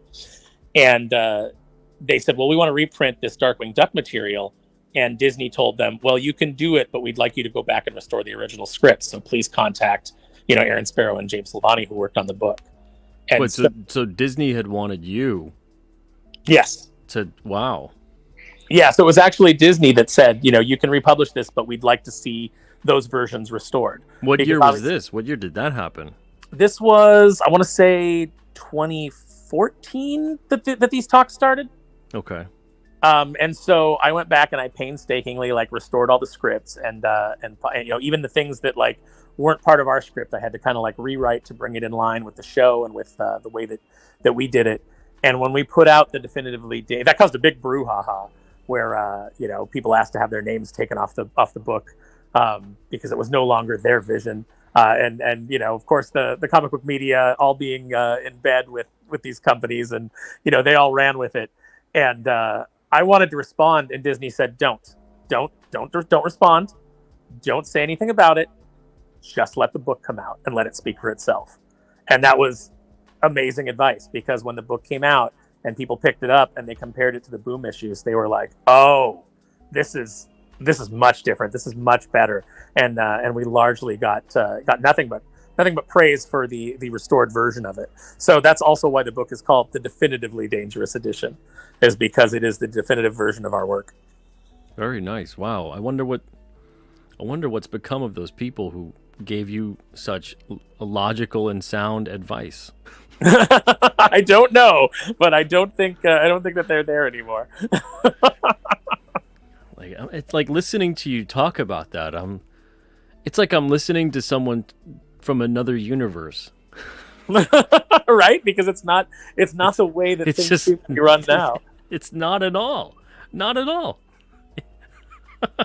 It was like I saw Nerdrotic, and I think it was Nerdrotic, maybe Heels versus Babyface and Mahler, and they were interviewing Kelly Jones, and Kelly Jones was talking about his philosophy in working in comics, and it was all very customer focused, and it was all how these are the people that give you your career by spending their hard-earned money on the things that you make. And they were going I feel like I'm talking to an alien right now. This is a real comic book professional, folks. But it's not what you hear out of the industry. Yeah. No, yeah, it's just not. It's very rare. If anything, over the past 5 to 6 years, you just wouldn't not just hear that. You'd hear the complete opposite. You'd hear just screaming derision and contempt for the customer. And if they don't like it, too bad. That kind of crap. And to actually be like, no, we're trying to entertain people, and if we can even move them from time to time, that's even better. But we're trying to do something that pleases people in some capacity. And like you were talking about before, when you're doing this sort of stuff, you're not necessarily giving fan service to tell a story in a concise and consistent manner. You're also going in there and you're continuing to create stories and write for that character as people would know it, but you throw in a couple surprises here and there to keep things interesting, which is what's the whole point of stuff like that. Yeah, one of the things that we got to do, and there's a small group of fans that all have cartoon avatars and don't have their real names on their Twitter accounts. A very small group that always likes to come at me about this. But one of the things that we got to do was Tad Stones told us that when they pitched the original show, sorry, I've got they're coming for you, Aaron. I know, right? For you. They're stop talking about this. they tried to cut the feed in the beginning. We have a couple people in the chat that are curious as to why you're not on camera. We had a lot of audio issues. They were all fine before the show started. There was no audio issues. Then we had a ton of audio issues, and the only way to make this work at this point is for Aaron to be on his phone. But they're trying. They're trying to silence Aaron here. Yeah, so one of the things that we did was Tad told us that originally Quacker Jack was meant to be a much darker character, like the Joker. And so I had an idea for a story that, I wanted Quacker Jack to have a long arc throughout the series, because I was like, what character can we like do something with that, where we can have like a thread that runs through, and that, through the couple of times you see him, he's kind of changed, and he's going through these changes before we kind of like bring him back around. And so with what Tad told us about Quacker Jack, it seemed like the perfect opportunity. He said that, like, yeah, he was written really dark and kind of sinister, and then Michael Bell came in as the voice actor and gave him that really kind of like charming, goofy quality. And so the writers started writing to that. So Quacker Jack became less serious. And so we wanted to kind of like have the best of both worlds. So we decided that Mr. Banana Brain, his little puppet sidekick, had been destroyed. And without Banana Brain, he's kind of a little bit lost. He's kind of a little bit unhinged. So he builds a new Banana Brain that is really horrifying. It's made out of pieces of a shattered crime bot.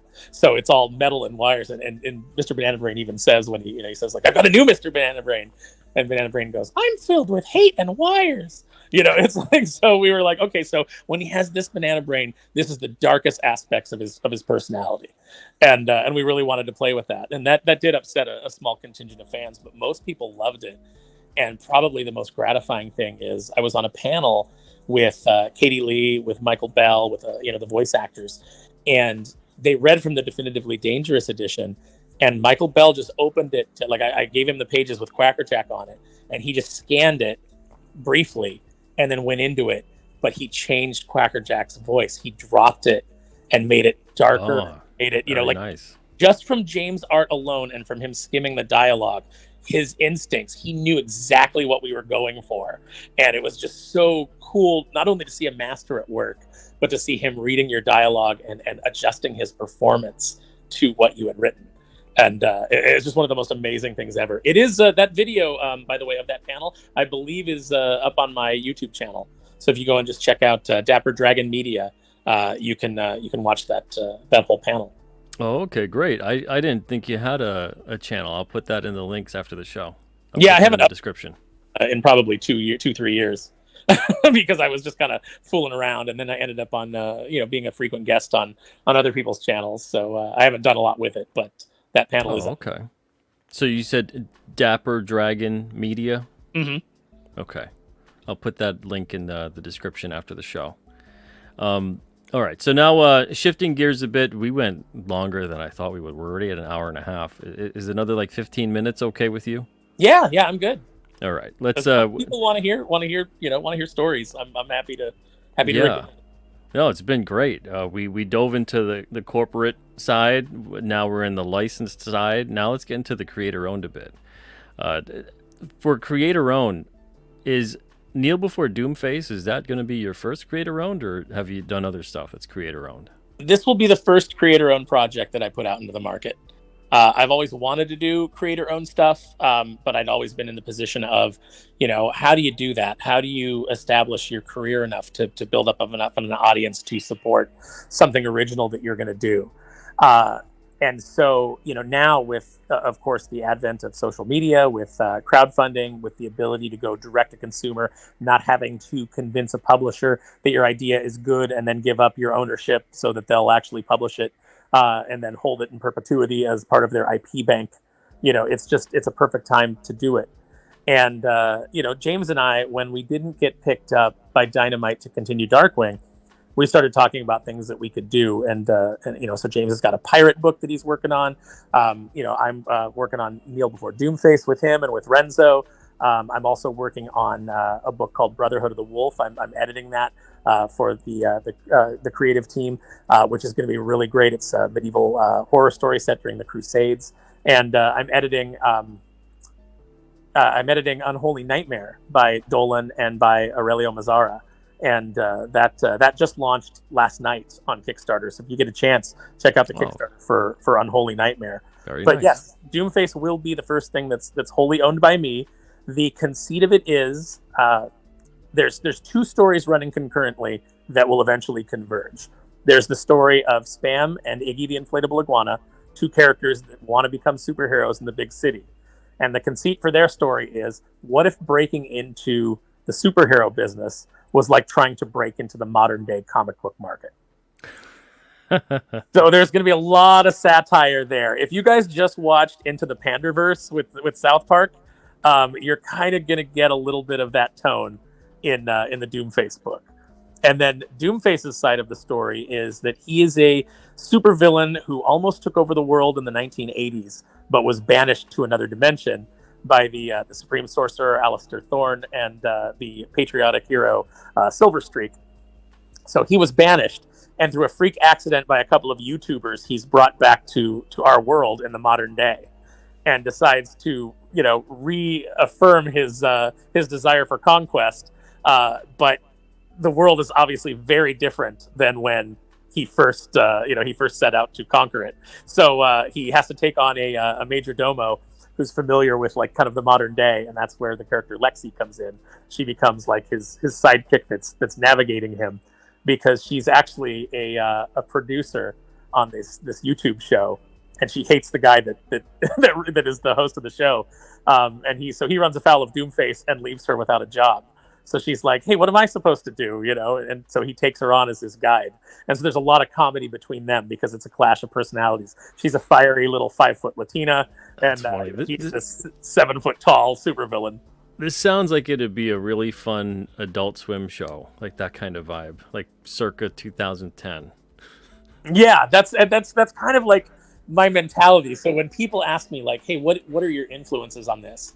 I tell them, well, Sam and Max by Steve Purcell, because that's always been a huge influence on my humor. There's some elements of some various Darkwing pitches that we did to tie into the DuckTales 2017 show that never went, that have found their way into this. There's also a heavy Venture Brothers kind of influence, Adult Swim, The Tick. If you've enjoyed any of those things, if you've enjoyed South Park, any of that kind of absurdist satirical humor, you should like, hopefully you will like Kneel Before Doomface, because that's what the influences are on it. That sounds exactly like what I thought it would be. Mm-hmm. That's great, man. That's really great. So you said that this is launching next year. What time? What month? I'm hoping for January. It just depends on how kind of like things look economically.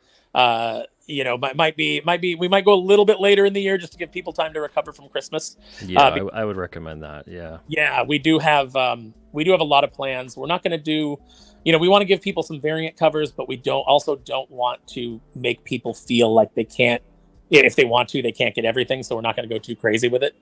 I've just got some really fantastic pieces of art from different artists that have been interested in the project, that have been like, let me do a cover. And so I certainly don't want to say no when you have that option. So we'll have a Renzo cover. Since he's the artist on the book, I've got a really great piece that you can see a sneak peek of on my Instagram by Lionel Castellani, who I did a Justice League Unlimited pitch with for DC that never went anywhere. But that name sounds very familiar. I'm gonna have to check your Instagram later. Yeah, so I just took a little bit of the cover image and teased it, but I will be doing a full cover reveal soon. How big is the book going to be? Is it going to be like a single issue or a graphic novel, or? We're looking at doing a 48-page graphic novel to introduce it. Okay, cool, very nice. Yeah, and I've got to work out all the financials on that. Talk to there's some people that do some great stuff like that, like Alterna. They put out these amazing hardcovers and they keep the costs down. So I want to talk to them. There's a lot of people I want to talk to on the publishing side. But yeah, really looking forward to doing this. It is an absolute passion project. It's humor, which I think there's not enough of in the comic book industry. And if you've been following along with the culture war, there's some definite satire there in the characters of Doomface and Agent Silverstreak, who are both characters that are kind of out of time. I'll disagree, Aaron. I think every book right now is hilarious. Well, hilarious, but not intended to be. Yeah, that sounds great. Everybody in the chat is reminiscing about all their favorite Adult Swim shows back in the day too. I think this would be right at home with that kind of stuff, and I agree. I think it's sorely needed. That kind of stuff is really needed right now, especially in comics, to have something that can can be a proper satire, you know, Mm-hmm. and the send up of all the absurdity. Because that's, I think, the biggest way we're going to get through a lot of this is people that can do it right, doing a satire, making these things absurd. And that's what they did a lot in the 90s when everything went crazy politically correct for a while. Mm-hmm. And everyone's just like, let's just go full tilt at it. Now, they've come to heel. Yeah, if you can't laugh at yourself, if you can't, get a good chuckle, at even kind of your own,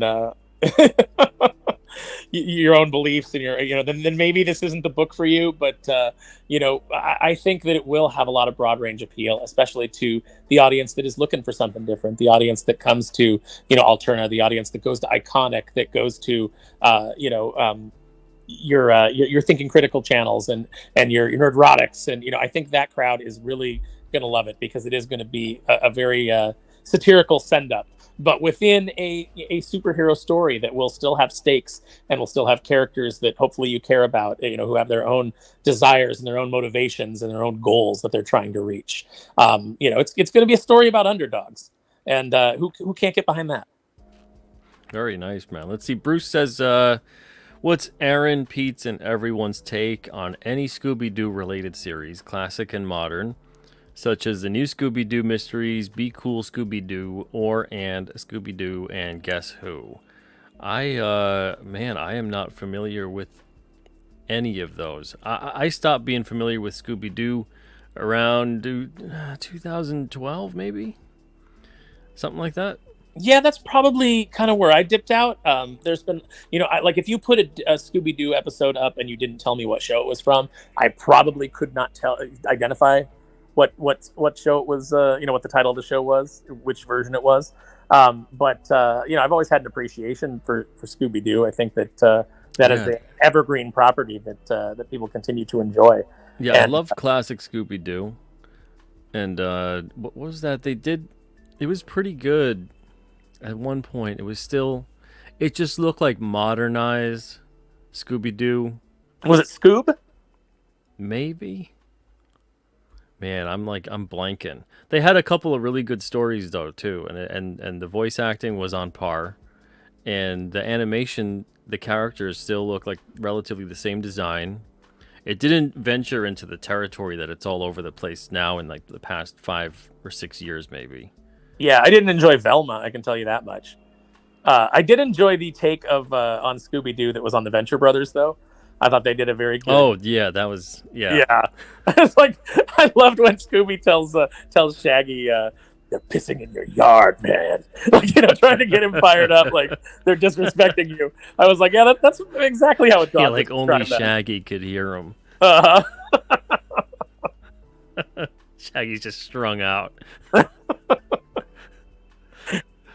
Man, yeah, I love classic Scooby-Doo. I must have seen those episodes a dozen times each. But I think that's it. Mystery Inc. That might be the one I'm thinking of. That was more modern. Was pretty solid. Yeah, I know a couple of I've got a couple of friends, Dave and his girlfriend's a cosplayer. She goes under Maid of Might. But they've done some like Mystery Incorporated type like live action stuff that's really fun. Nice. Yeah. I think that is it. I think it's Mystery Incorporated. I think that's the one. A lot of people are saying the same thing too. So I'm gonna defer to the chat because I think that's what I'm thinking of. I'm gonna look it up after the show though.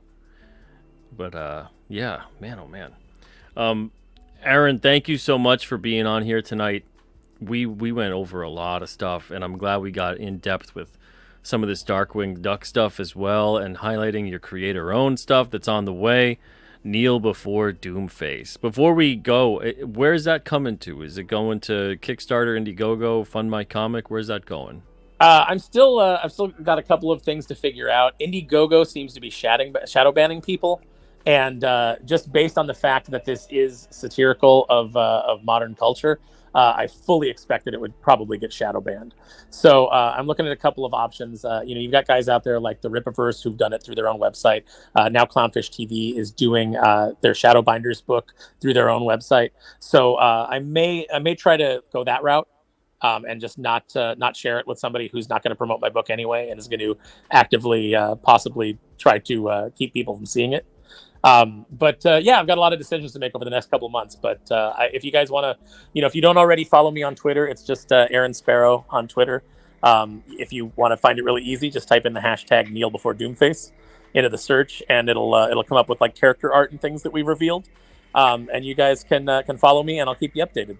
Is there anybody in the chat that we missed? Is there any questions that were asked that? Let's see. Well, this is just a question about the Scooby-Doo stuff. But Brian asks, did you guys see the live-action independent short? It was pretty good. I didn't see that. Did you? I think that they might be talking about the ones that friends of mine did. So that could be it. And I did enjoy that. I did enjoy their version. Well, I got to check that out then. Man, I'm so behind on everything. It's tough, right? It's tough to keep. There's so much media and so much entertainment. It's tough to keep up on everything. Yeah, absolutely. If you guys, did you want to do a full 2 hours? We'll do another 10 minutes. If they have questions, we'll survey the chat. Yeah, let's do that. All right.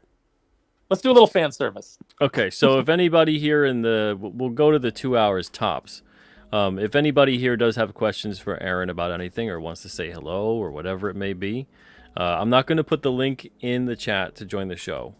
We don't have enough time for that, unfortunately. But if you guys do have a question, please, in the chat, express it, and then I'll ask Aaron. Patricia says, I just wanted to say hi to Aaron. I finally caught you on a show. Oh, hi, Patricia. How you doing? Trish Forstner doing my favorite covers on the new Darkwing books for Dynamite. I think that they are the ones that are most evocative of the spirit of the show themselves. The covers that she's doing? Mm-hmm. Nice. Yeah, she obviously gets the show. She gets the humor. She gets the jokes. She knows what she's doing. Very, very important. Good stuff, Trisha.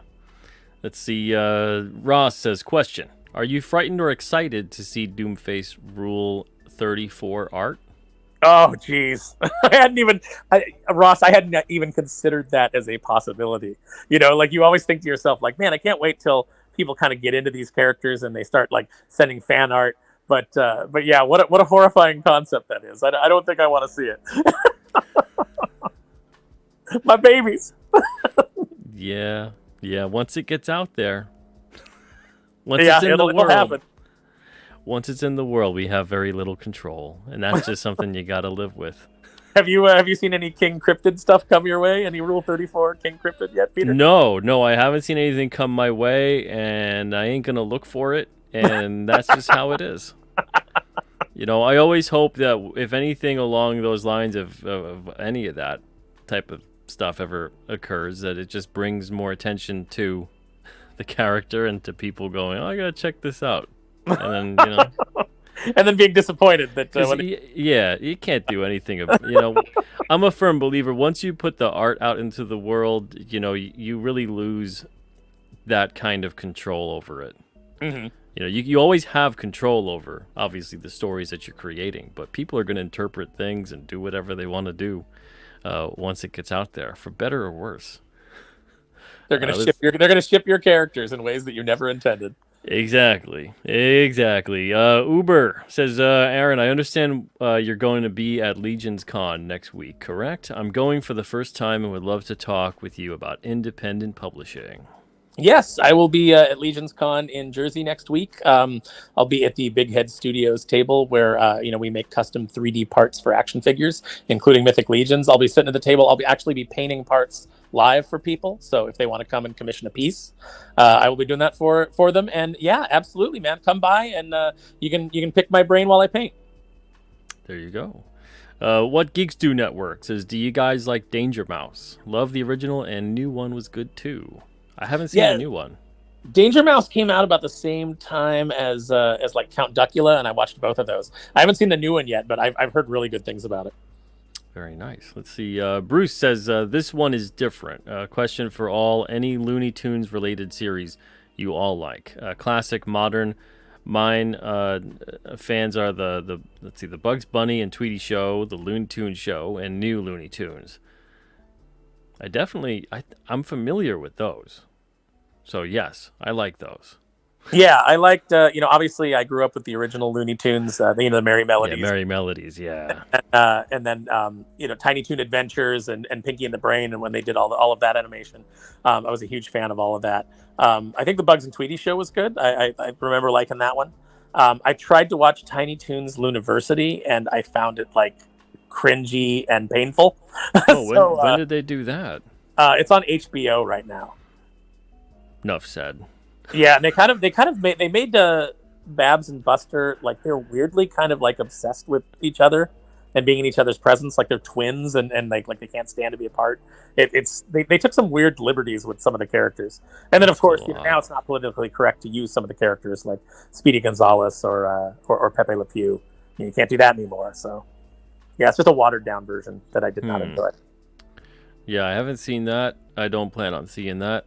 I did enjoy Tiny Toons when I was a kid. I haven't seen it though since. Man, Pinky and the Brain though, I know that's not necessarily Looney Tunes. It's not Looney Tunes at all. But I absolutely love Pinky and the Brain. Yeah, it spun out of the Tiny Toon Adventures. Yeah.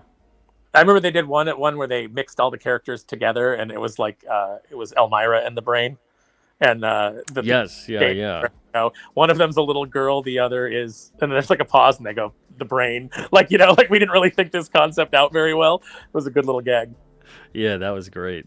Let's see, Ivan says, if Aaron has an opportunity to make a cartoon based on his comic, what style of animation would he like to see be done?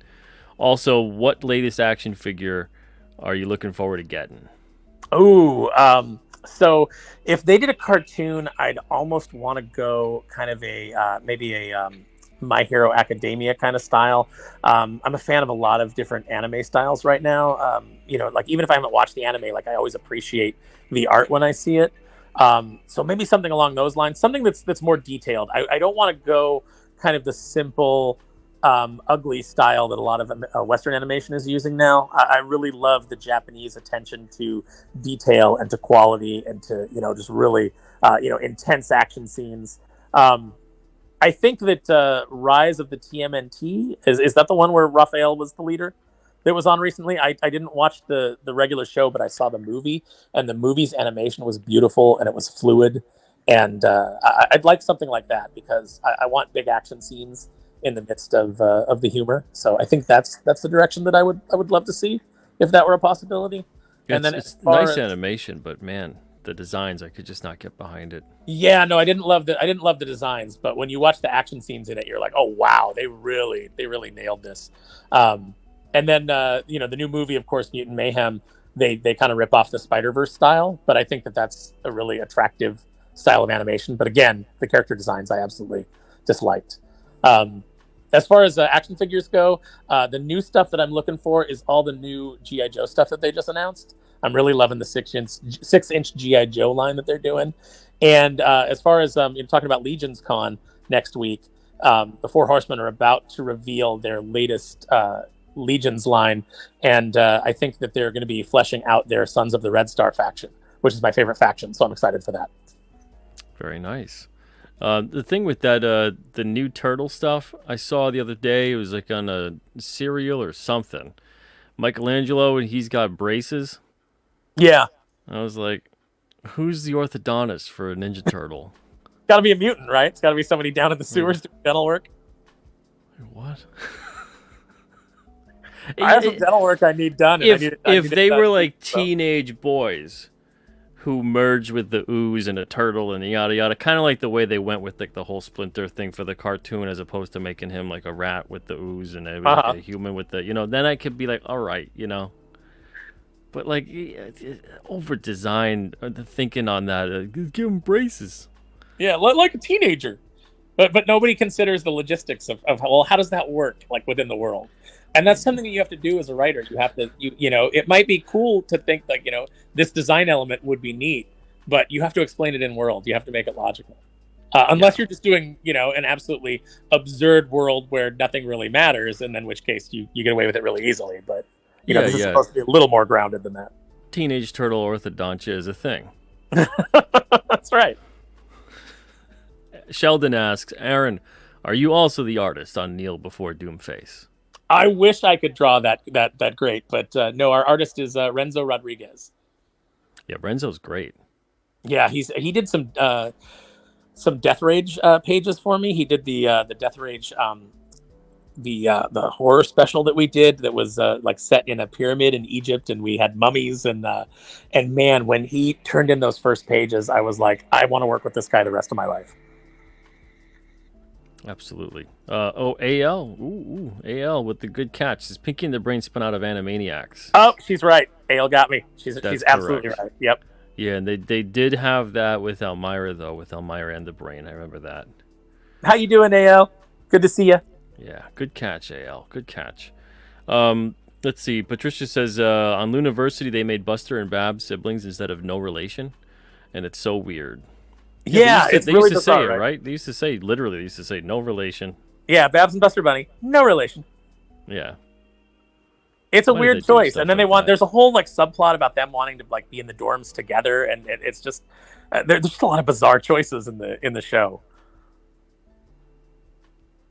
The episode I didn't freeze on camera. I froze in real life. I'm just there's a talent show episode, and they do a whole thing where like Lucky Duck does like Black Swan, and it's just the most jarringly weird kind of disconnected episode.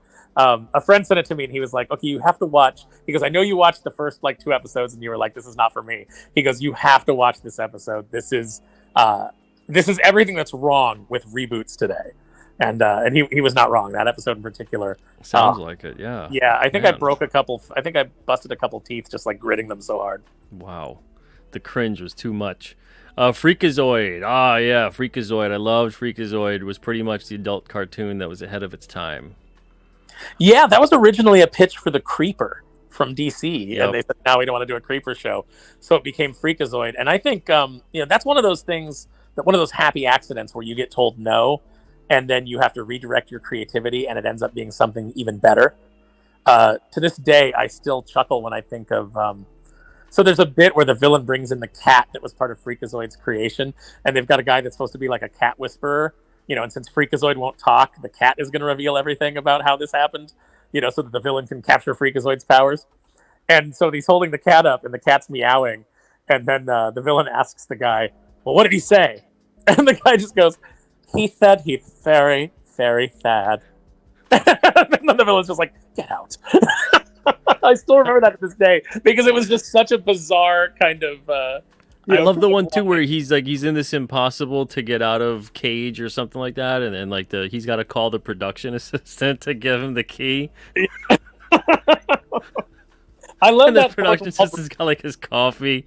Yeah, when it makes sense to break the fourth wall and do that kind of stuff, and it's done well. Again, any of these things that we say isn't good or is killing. When it's done well. It's always great. The problem is that there's only so many people that can do it well. It's a lost art. Lost art. It really is.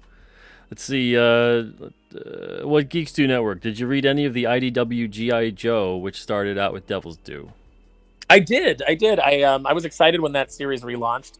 It was an interesting take because they kind of continued it in real time. So the original Joes were meant to be much older. And obviously, Snake Eyes having been in Vietnam and Stalker, they'd be much, much older. And they did it, but they didn't really lean fully into it. Like you could read the comic and not know that. But I liked a lot of the stuff that they did, and it led into some really good IDW books. IDW, when they brought back Larry Hama to continue A Real American Hero, obviously I'm always going to like that because I grew up on Larry's G.I. Joe. But Chuck Dixon also did some good G.I. Joe stuff there. And I always think that it's Mike Costa. I got to figure out who it is, but somebody wrote an out of continuity, at least not part of the original continuity from the Marvel comic, but they wrote a different version of G.I. Joe, and they wrote a Cobra Commander where he's giving a speech in the beginning, and he's talking about how the American dream doesn't exist. They've betrayed you. Your government has betrayed you. And he's giving a speech, and this is like 15 years ago that this book came out. But the speech is so well written that I'm like, I finally understand how Cobra Commander could have swayed so many people to join Cobra, because everything, it's that kind of thing where it's like the lie is wrapped in all of this truth that hooks you. And you don't see that, you don't see the lie. You don't see what the real goal is. You don't see how he's manipulating you. But it was so well done. I wish I could give proper credit to whoever wrote that, because it blew me away. That's why it doesn't help when they keep on doing it, It kind of just pushes more and more people away. Mm-hmm. Let's see. Last question of the night. Sheldon Martin says, what character do you want to do a crossover with Doomface?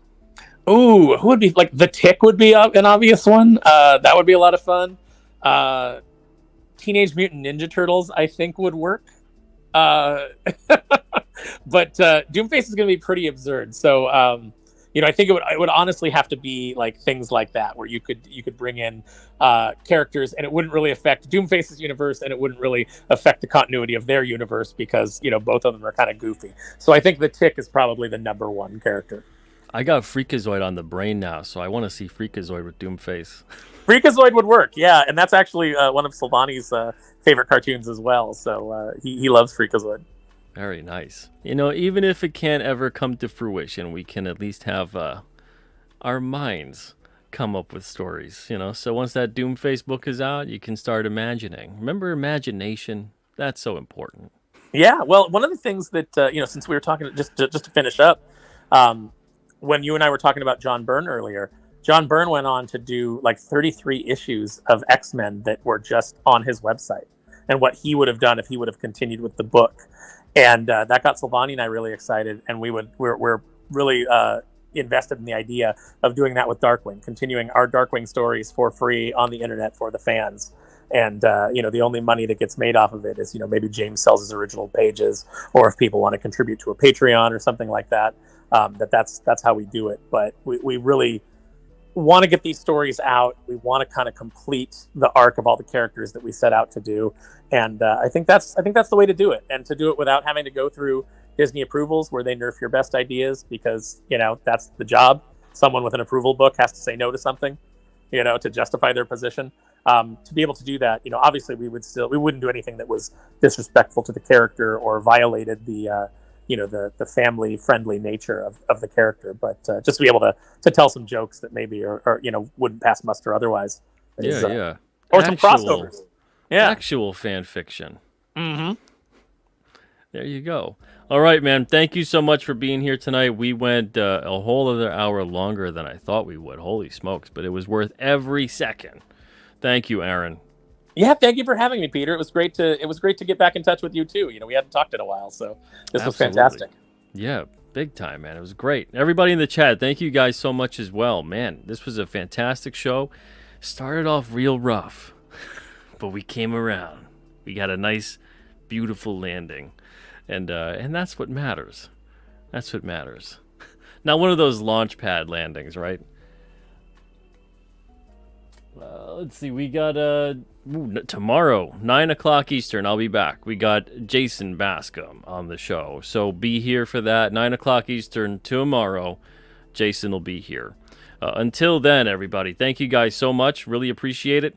One thing, if you hadn't had a chance yet to back the next 5 new alternate comics coming out, that's Blood Realm 13, Red Koi 7, Unit 44, 8?